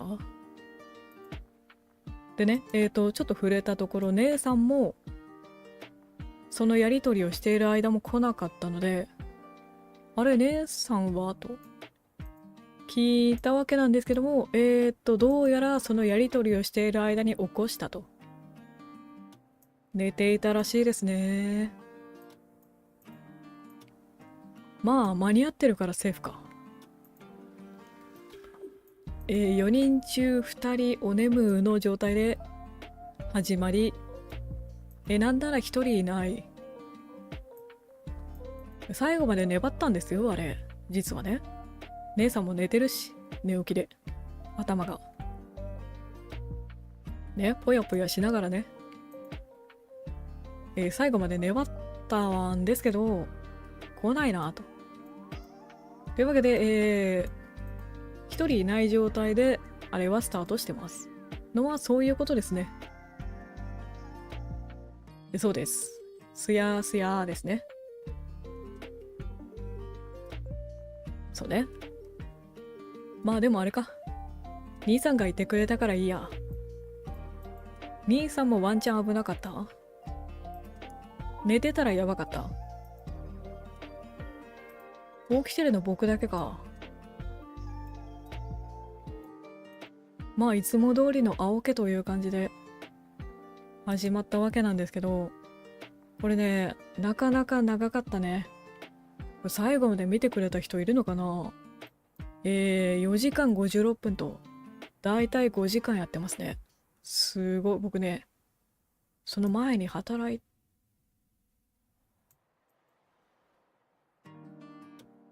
そうなんですよね。お休みじゃなかったんですよね。実は今だから言える話、僕別にお休みではなかったので、でもね、全然ね、体力的には正直余裕。まあこれぐらいね、いけますわという感じで、最後までお付き合いさせていただきました。でもね、あれ結果見ました？なんだっけ、のり塩だっけ、薄塩か。が買ったんですよね。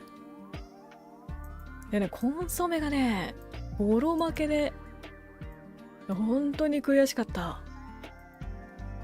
配信でもさ、全然回線切れるし、いいとこ見せられなくって本当に悔しくて、で、その次の日、一人でチャレンジマッチ潜りまして、頑張ったんだけどな、やっぱね、経験値不足だな、あれは。でね、そこの悔しさがあって、昨日ね、昨日でいいのか。ガチマッチ、一人で潜ってきました。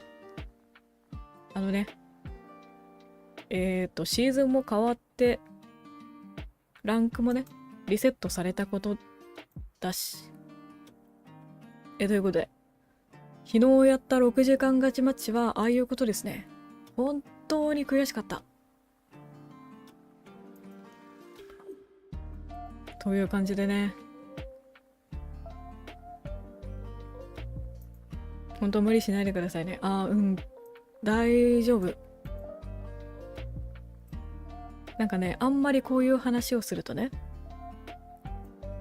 心配かけちゃうじゃないですか。なので、してないんですけど、僕的にはね、全然ネタのつもりで話してるんで、気楽に受け取ってもらえるとね、嬉しいかなっていう感じではあります。ちょっとね、僕の話でもしとく？いい機会だし。あとはね、いつものモンハンと、あとあれですね、会話ね。これホラーノベルね、あれです。キテレツ相談ダイヤルさんの、間違えた。キテレツ相談ダイヤルを制作しているホラガイさんの、第1作目の作品ですね。のホラーノベルを、気になってたんですよね。ビジュアルがね、ちょっと怖そうで気になってたので、おとといだっけな、これは。に、1話目、カイドウを読ませていただきまして。で、あとはいつものモンハンとスプラトゥーンね。で、会話もね、そのうち、また2話。次ね、気になってたユベヌロなんだよね。これずっと気になってたからね、楽しみですね。また、そのうちやれたらなって思います。で、そうだな。何から話したものか。といってもね、特にそんな面白い話ではないので、今まであんまり話してこなかったんですけどね。なんか思ったより心配してくださる方がいるようなので、ちょっとだけお話ししますとですね、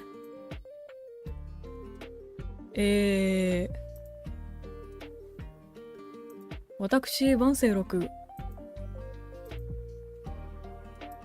なんと言ったらいいのかな。知能をすべて捨てまして、フィジカル面にステータスを全部振ってるような感じのトナカイなんですよね。はい。そうなんですよね。なんで、ちょっと昔の話をしますと、昔はね、もっとね、早起きだったし、2週間くらい休みがなかったこともあったし、3時起きで14とかそういう感じの生活をしておりましたんで、全然ね、改善されてる方ではあるんですよ。驚くことなかれ。僕が言う朝早いっていうのは、4時とか3時です。そうですね。あんまり一般的な感覚ではないかもしれないんですけど、僕の言う朝早いは4時とか3時です。本当に早いと思ってください。たまにね、明日朝早いから今日はあんまりできないっていう話をするときは、今ですと5時ですね。今、そうだね。で、通常が6時とか7時になってます。で、朝あんまり早くないっていう時は、だいたい8時とか、そのぐらいの時間になってるんで、そういう感じの基準で話を聞いてください。そうですね。で、今日はそんなに早くなかったんで、8時ですね。8時におはようしましたと。でね、9時くらいだっけな、姉さんがさ、朝活やってたんですよね。あれ行きたかったんですけど、僕その時イヤホン持ってなくて、八雲さんいらっしゃい、あれ、食券さんですかね。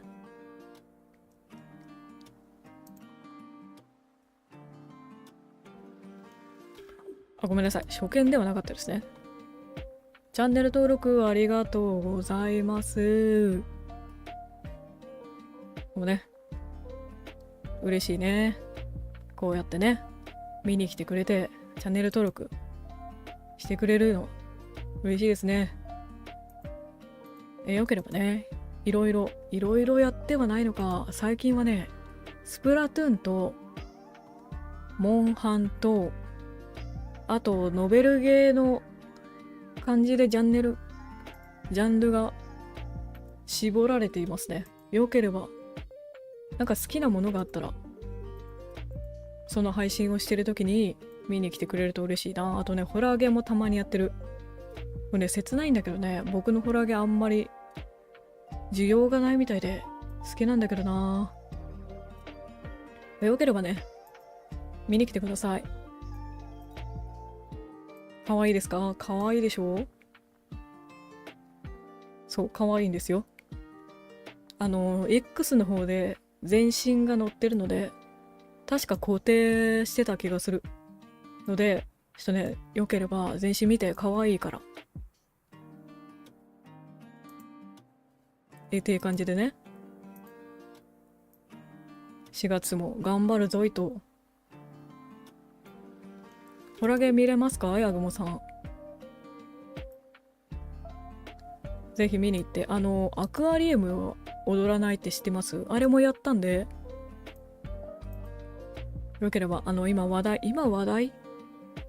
もう過ぎた？ちょっと前に話題になってたやつね。もう、やったんで、見てください。っていう感じでね。という感じの、終わった睡眠サイクルではあります。発狂しながら見ます。大丈夫？あれってホラーじゃないんですか？ホラーゲームというくくりにはなってましたけど。でもびっくり演出とかありましたよね。あれはホラーじゃないんですかね。世間一般的にはおそらくホラーだし、ホラーっていう紹介の仕方ではあった。公式的にはね。僕的には謎解き水族館ライクみたいな。そんな感じのゲームかな。でしたね。あとキャラクターのビジュアルがいいと。そこは一押しかなって思います。でね、他の兄弟にも負けず劣らずイカれた睡眠サークルをしている僕なんですけど、こんな僕でもね、コロナかかったんですよね。全然配信ちゃんと壊そう。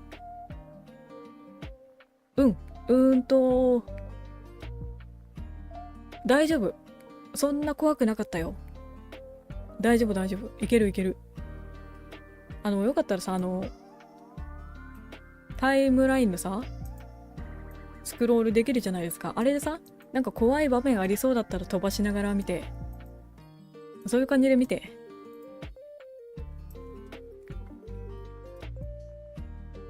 悪いけどね、見なくていいよっていう風な言い方はしない。見て。見てほしい。面白かったから。ストーリーはね、本当に良かったし、ビジュアルも可愛かった。だから見て。そういう感じで押していきます。見る、ありがとう。ぜひ見て。謎解きもね、頑張ってるから、一緒に謎解きしながら見てもらえると。でね、そんな感じなんですよ。なんだっけ。そう、実はコロナにかかってたよって話。全然デビューする前ですね。去年かな。に、かかりましてと。かかってはいたんですけど、あれさ、あれじゃないですか。なんか、聴覚、じゃ味覚が、なんかなくなるみたいな話を聞いてて、正直ビビってた。ですけど、なかったね。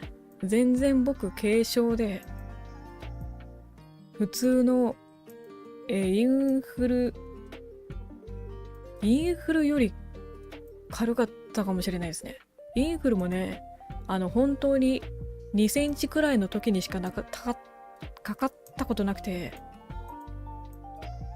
そう、幼い頃にしかかかったことがないので、あの時以来、ウイルスにかかってないくて、去年のコロナだったので、まあ、人もトナカイも成長するもので、コロナ程度では僕はやれないと。全然ね、起きて、ちょっと熱っぽいなとなってわけですよ。ただね、風邪の表情はなかった。なんかさ、鼻水が出るとかさ。あとそう、フィジカルギフテッドなんだよね。フィジカルギフテッドだから、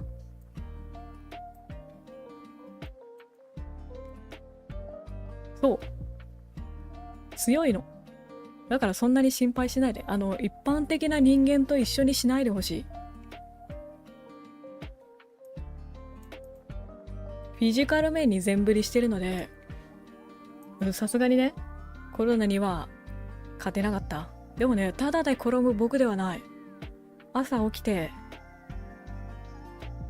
頭が重い感じだった。でもね、鼻水とかそういう風邪の表情あるじゃないですか。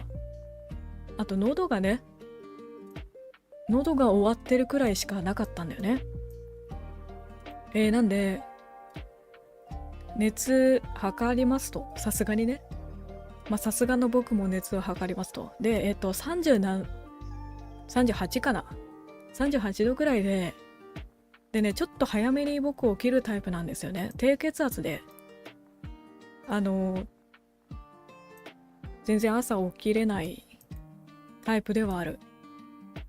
朝強いみたいな印象を与えてるけど、朝はね、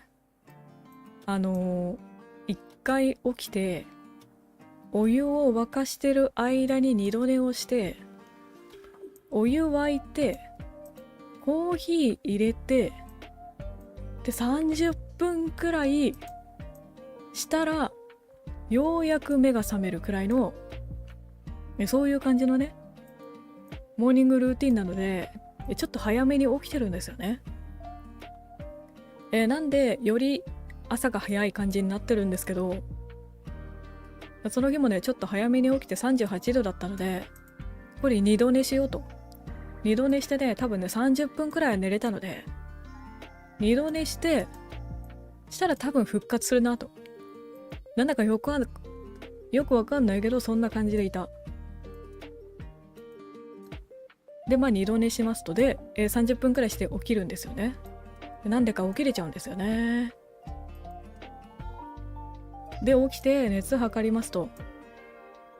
で、ぶっちゃけね、僕の代わりがいないような感じの、あれだったので、あんまり言葉濁すんですけど、あれだったので、37度くらいだったら行こうって思ってたんだよね。よくないよ。みんな熱出たら休もうね。で、思ってたんですけど、39度近くまで上がって、ダメだと。これ、やったなと思いまして、まあ、早朝だね。朝早く鍵開けるメンバーが出勤してる頃に電話して休むと。さすがに休みました。そう。でもね、38度だとね、外出れないんだよね。病院行こうにも行けないわけですよ。ね。で、その後39度まで上がりまして、熱で死にかけるが、それ以外の症状はないので、天下のウーバーイーツ普及しててよかったね。これがなければ僕死んでたかもしれない。でね、コンビニで、ありとあらゆるものを買い漁りまして、ポカリとか、あと冷えピタもね、久しぶりに冷えピタなんて買ってつけた。2箱くらい。めちゃめちゃかもね。2箱くらい買って、ポカリのね、ちっちゃいサイズ、通常のは430ミリかなをね、買ったつもりだったんだけど、どうやら僕買ってたの、1リットルの方だった。大きい方って1リットルだっけ？何も見れてなかった。届いたのがでっかいなーって思って、まあでもさ、そんなね、保存が効く飲み物なんで、そう、でっかかったわ。値段もあんまり見てなかったわ。確かね、500円くらいだっけな。たださ、ウーバーイーツってさ、ちょっと値段増してるじゃないですか。ちょっと盛った値段設定にしてるんで、こんなもんなのかなって思ってた。430ミリペットボトルが500円くらいすんのかなって思って、何も考えずに買ったら、違った。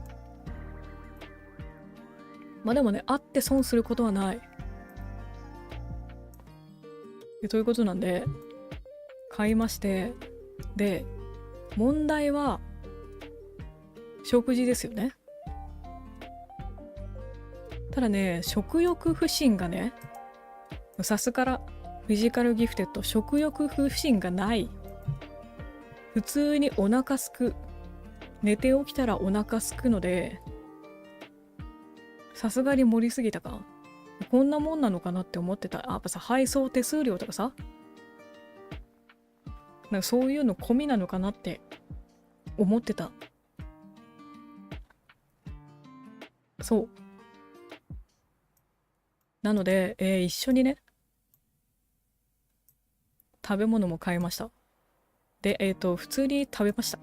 といってもね、まあ、おにぎりとか、サンドイッチとかそういう軽食系ではあるんですけど、普通にね、3食とまではいかず、2食くらいは食べてた、普通に。なんでね、1週間あれ休まなきゃいけないじゃないですか。なんですけど、多分ね、僕ね、3日くらいで治って、で、残りの4日間遊んでました。家の中でね。普通にゲームして、なんか寝て、今日何食べようかなーって。まあで、外は出れないんで、ウーバーイーツで、ウーバーイーツ眺めながら今日何食べようかなっていう、そういうね、言うなれば1週間休暇みたいな感じになってました。そうですね。コロナ大したことねえな。そういう感じの印象でしたね。ということなんでね、ちょこちょこなんですけど、実はたまにね熱を出したりしてるんですよね。この間もねどこだっけな、先月かな、学力テストってねあったんですよね。よくないな、あの企画は。その時もねちょっと熱出してたんですけど、別に僕が熱出てる時ってウイルス性のあれじゃなくて、疲労の方なんですよね。疲労でもみんな熱って出るんだよ。でね、たまにね頭痛の中やってたり、なんか熱で出しながらやってたりしてるんですけど、普通に風邪じゃないので大丈夫です。はい、そういう感じの共通認識でお願いします。配信やりたくてやってるんで大丈夫ですし、そんなにパフォーマンスは落ちてないんで、もともとそんなパフォーマンスないんで、落ちるようなパフォーマンスはないんでね、いつも通りのねこういうね、こういう時は元気なキャラクターじゃなくてよかったなって思います。声張る系だったらさ一発でバレるじゃないですか。で僕って常にこういう感じなんでバレないんですよね。なんか常に眠そうだし常にだるそうじゃないですか。いつも通りかってなるわけですよ。そうで大丈夫です。いつも通りです。はい、というわけで今後もこういう感じでやっていくんで、いつも通りの番声6をお願いします。さすがにね休みたい時は休みます。不定期では休んでるんですけど、定期休暇をしてないのはそういうことですね。多分今日ダメだなって、たまに X の方で配信予告をするときに使うフレーズがあるんですよ。帰って元気だったらやりますと。そういうフレーズをたまに使ってるんですけど、本当に元気ないときは休んでます。なんで週5配信ですね。決めてるわけではないんですけどね。そういう感じになってます。まあ週休2日制が妥当でしょう。みんなも休んでこうね。という感じでね、3月やってきましたけども、最近ねあれなんですよね。海外に気がね来てくれるようになって、いつからだっけな、モンハンやってる時だっけなに、違うか、スナフキンの方かな、ムーミン谷のメロディーやってる時に海外に気が来てくれるようになりまして、多分ゲームのあれかな、内容にもよるんですかね。あれ確か、スウェーデンの方の漫画だっけな、原作は。スウェーデンかノルウェーかそっちの北欧系のお話なので、海外に来てくれるのかなと思いまして、その時はねもう何の対策もしてなかったので、もう使える英語ありとあらゆる言語、知ってる英語並べてやった気になってる、会話した気になってたんですけど、これとね原因が発覚しました。原因と言っちゃあれなのかな、このきっかけがちょっと分かりまして、これね配信してる人なら分かると思うんですけど、配信のね設定がいろいろできるんですよ。詳細設定をね、字幕をつけるだとかつけないだとか、最近僕これやり始めたんですけど、その中にねライブの、配信言語みたいな設定欄がありまして、僕ねこれねずっとデフォルトにしてたんですよね。これね設定できるの知らなくて、ずっとデフォルトにしてたんですよ。デフォルトって日本じゃなくてアメリカなんですよ。で、BGM も空気読んでくれると。そう、ずっとね、僕、アメリカ合衆国の言語で設定しながら日本語で喋ってるっていう。海外力からしたらなんだこいつという話になるんですよね。最近はそれを学びまして、言語日本語にさせていただいてましたね。はい、設定は戻しました。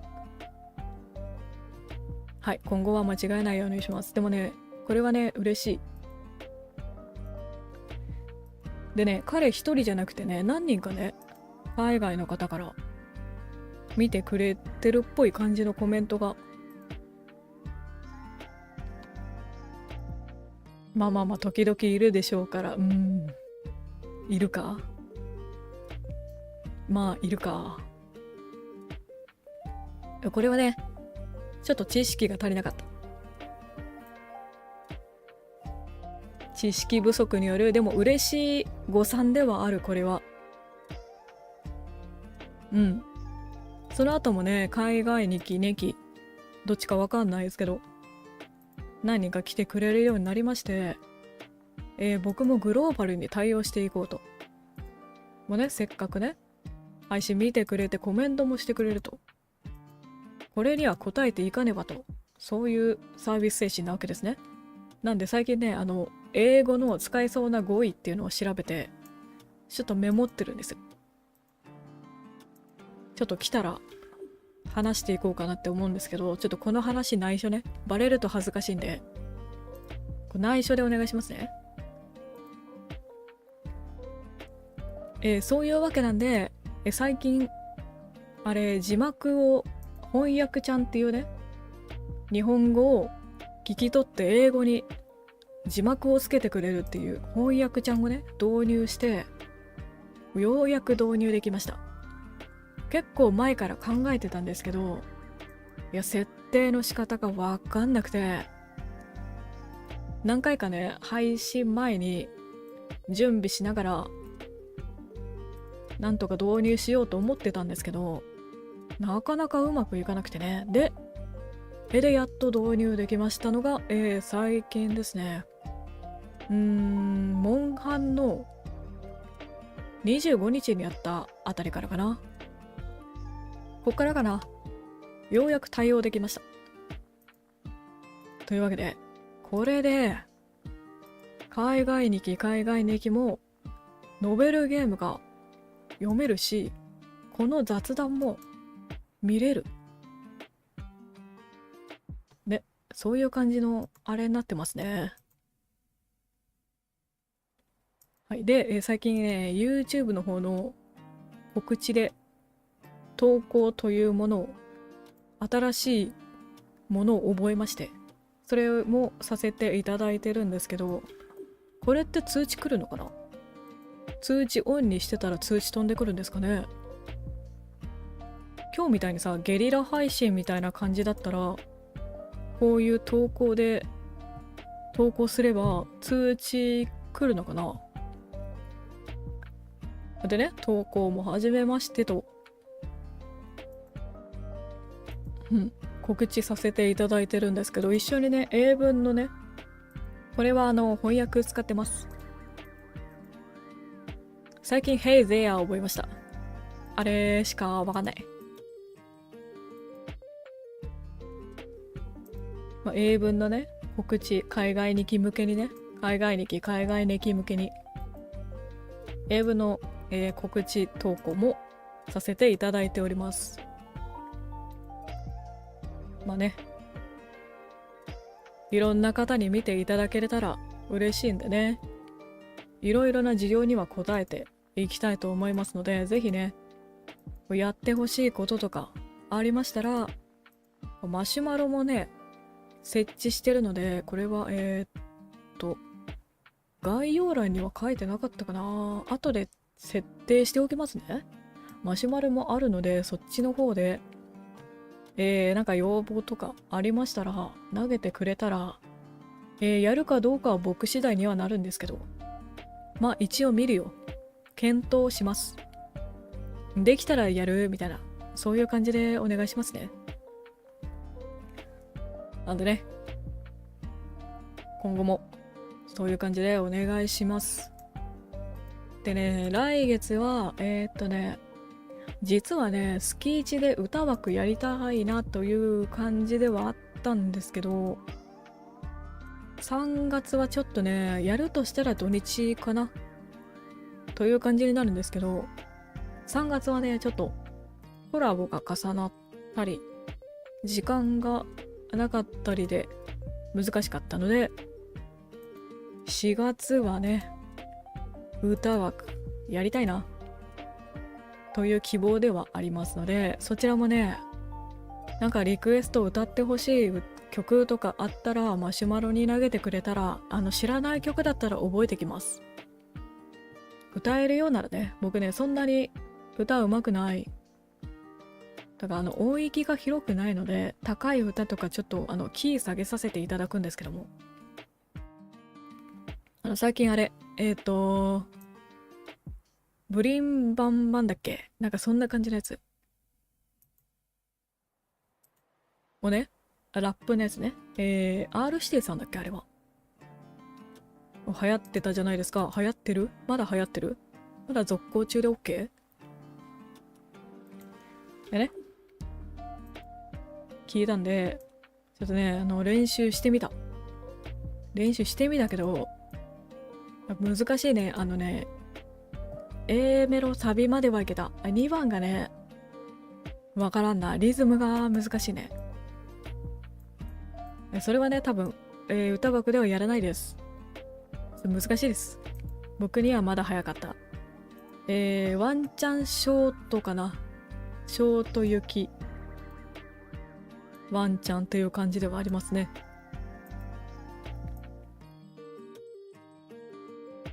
あれもあれだよね。アニメの主題歌だっけ？マッシュルだっけの主題歌らしいんだけど、僕見てなくて、歌しか知らないんですよね。面白そうではある。聞いたところによるとギャグ漫画でいいのかなかなっていう話を聞いてますね。曲的にはなんかロックな感じの雰囲気だったので、そんな感じはしなかったんですけど、どうやらね、PV っていうんですか、もう見た感じ PV とかなんか時々聞く設定を見た感じ、なんて言ったらいいんだろうな、ワンパンマンとサイコパス、モブサイコかを足して2で割ってそれプラス3した感じ、なんかそんな感じの雰囲気あっただよね。絵柄とか雰囲気は多分モブサイコよりちょっと緩い感じのね、デフォルメが効いた感じの、あれかな、そういう描写がピックアップされてただけなのかな。 YouTube でしかちらっと見てないんだよね。でもそんな感じの雰囲気はあったね。主人公の雰囲気とかね、黒髪でさ、ちょっと地味っぽい感じの、確かファンタジー設定なんですよね。で、フィジカルでなんかのし上がっていくっていう感じは、どっちかっていうとワンパンマン感はあるのかなっていう感じの印象は受けて、多分ね僕好きなんだよね、ああいうの。なんでね、機会があったら、今アニメってもう完結した？アニメは1期で終わりかな。あれは漫画、あれどこですか、連載は。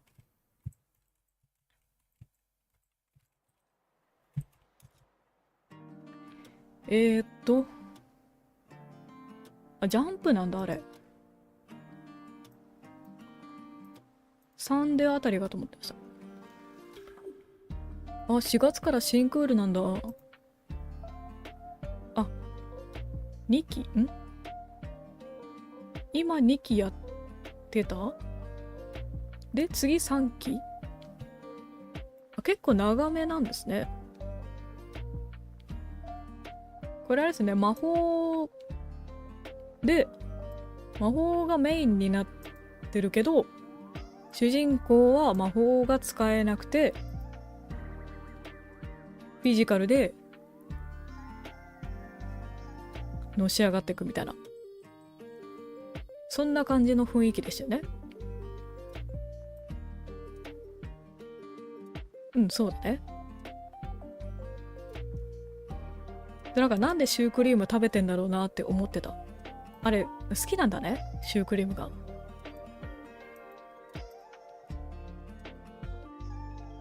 これさ、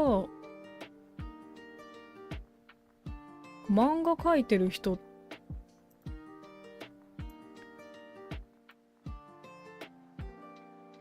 これ見たことあるんだよな。これ、出てくる？原作。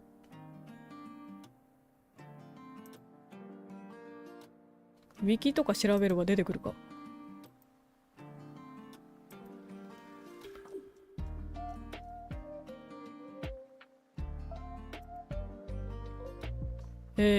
河本はじめさん。あ、マッシュルが初連載なのか。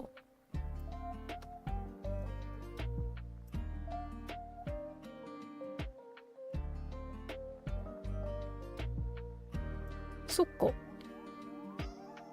どっかで見たことある絵柄だなって思ったけど、これがあれか。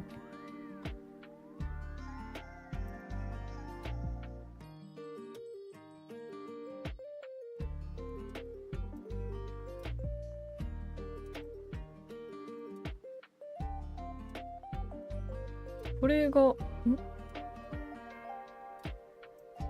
初連載？すごいね。初連載でこんな伸びるのすごいね。最近あれですよ。ジャンプ新人は伸びないという噂を聞いておりますが、これ実はね、そういうお話もね、まあ、実はね、そうなんですよね。物書きと言いますか、絵描きと言いますか、そういう感じのこともやってるので、そういう情報も、時々耳に入ってはいるんですけど、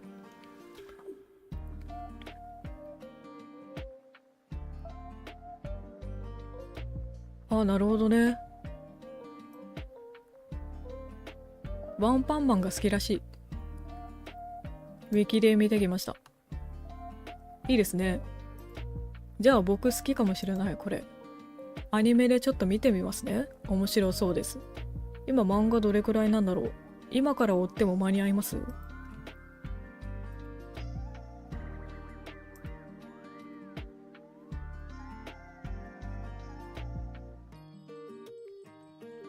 学力テストのお豆腐の話はいいんだよ。あれはいいんですよ。頭の片隅にでもしまっておいてください。それじゃなくてね、サムネの方見てくださいよ。サムネ見て評価して。これ実はね、サムネのイラストは全部僕が描いてるんで、そっち見てください。あれ、学力テストのお豆腐はあれです。教科書に落書きするくらいのレベルのお話です。やったでしょみんな。回答欄にさ、端っこにさ、なんか謎の落書きしたでしょ。僕はしてたけどね。わかんなすぎて時間が余って。あと問題のさ、裏になんか書くみたいなさ。やったでしょ。すごいでしょ。そう。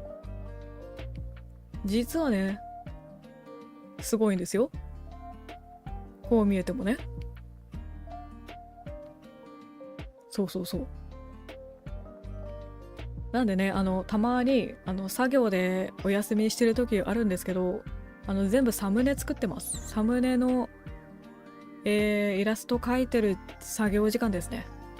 それで使わせていただいてるんで、実質休みではないです。はい。という感じになってますね。でね、そう、マッシュル見よっか、じゃあ。漫画も読もうかな。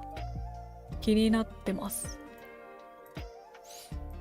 でね、で、来月予定がね、言える予定が、そんなに決まってないんで、まあ、いつも通りやれたらやるくらいの気持ちで、また来月もお願いします。で、明日ね、4月1日、エイプリルフールとかなんとか、世間では言っているんですけども、特に僕何もしないんで、先に言っておきます。別に何もしないです。配信はするかなっていう。モンハンやりたい。配信はするんですけど、それ以外のこと何もしないんで、肝に銘じておいてください。これね、こう、流行りとかね、イベントとかでね、こう何回やっても、バズってもさ、バズってさ、見てくれるかもしれないじゃないですか。それでさ、僕が面白ければ意味ないじゃないですか。一時の流行りでね、なんかね、盛り上がったとしても、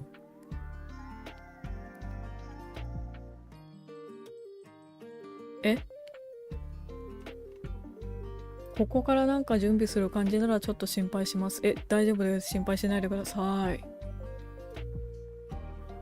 今日はね、これ終わったら寝ます。ご飯食べて寝ます。そうね。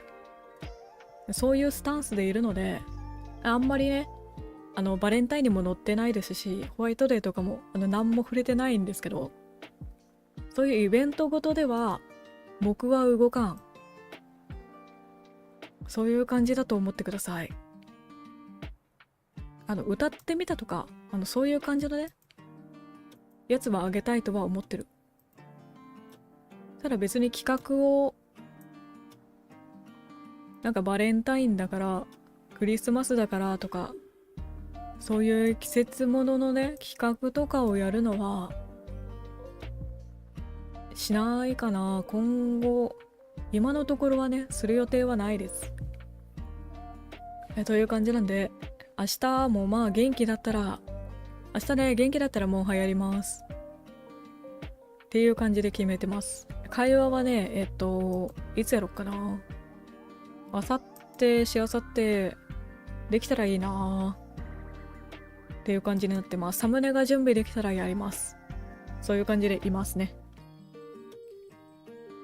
で、でも、木曜日はあれですね。4日なんですよ。4月4日はですね、あれなんですよね。さっきから話題にしてるワンパンマンがね、単行本出るか出ないかって感じなんですよ。僕あれ、電子書籍の方で、Unext って知ってます？なんかアマプラに似たような感じの配信でね、そっちの方で漫画買ってるんですけど、おそらくそろそろ新刊が来るのではないかと。予約ができてたんだね。おそらくでね、ヒーローアカデミアの方のもね、僕のヒーローアカデミアだっけもうね、僕読んでるんですよ。そっちがね、4月4日新刊出るので、多分、だいたい同じくらいのタイミングだったと思うんですよね。なんで、4日は多分やらないですね。漫画読んでます。新刊読んできて、ヒーローアカデミア最近展開が良くないので、良くないってバットの方じゃなくて、よろしくない、情緒に方に、健康によろしくない、感じの展開になっておりますので、おそらく4月4日は配信できないですね。はい、そういう感じになってますね。で、ワンパンマンが出てきたらそっちも読みます。はい。まあ、今週はそんな感じかな。土日はわからん。できたらやるわ。うん。今週はね、土日お休みの予定ではいるので、スイッチの方、スイッチの方、設定ができたら手出していきたいなって思います。スイッチの方ではね、ごめん、こっちでもモンハンやるわ。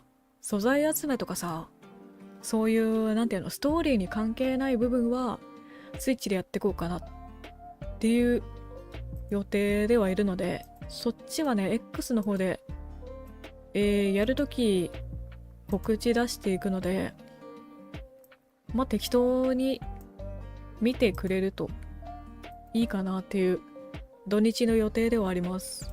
できたら2回行動わからんな。できるかな。そういう感じで行こうかなって思っておりますというところで、もう12時になるね。早いもので。ちょっと今日スタート遅れちゃったからね。早いもので12時になりますと。はい。それでは明日からまた4月頑張っていこうか。春だね、もうそろそろようやく春が始まりますという感じになりますね。はい。僕もね、明日も普通に、お店に出てきますと。今日もちなみに、休みではないですね。うん。元気だ。なんで、ちょっとこの後すぐ寝ます。はい、というわけで、本日はお付き合いいただきありがとうございました。初見さんも来てくれてありがとう。よければね、また今後いろんなことやっていきたいと思いますので、3ヶ月目のワンス6もよろしくお願いします。はい、というわけで、本日の配信終わりたいと思います。それでは、良い1週間後まあ、気ままによろしくお願いします。それでは、じゃあね、おつろく。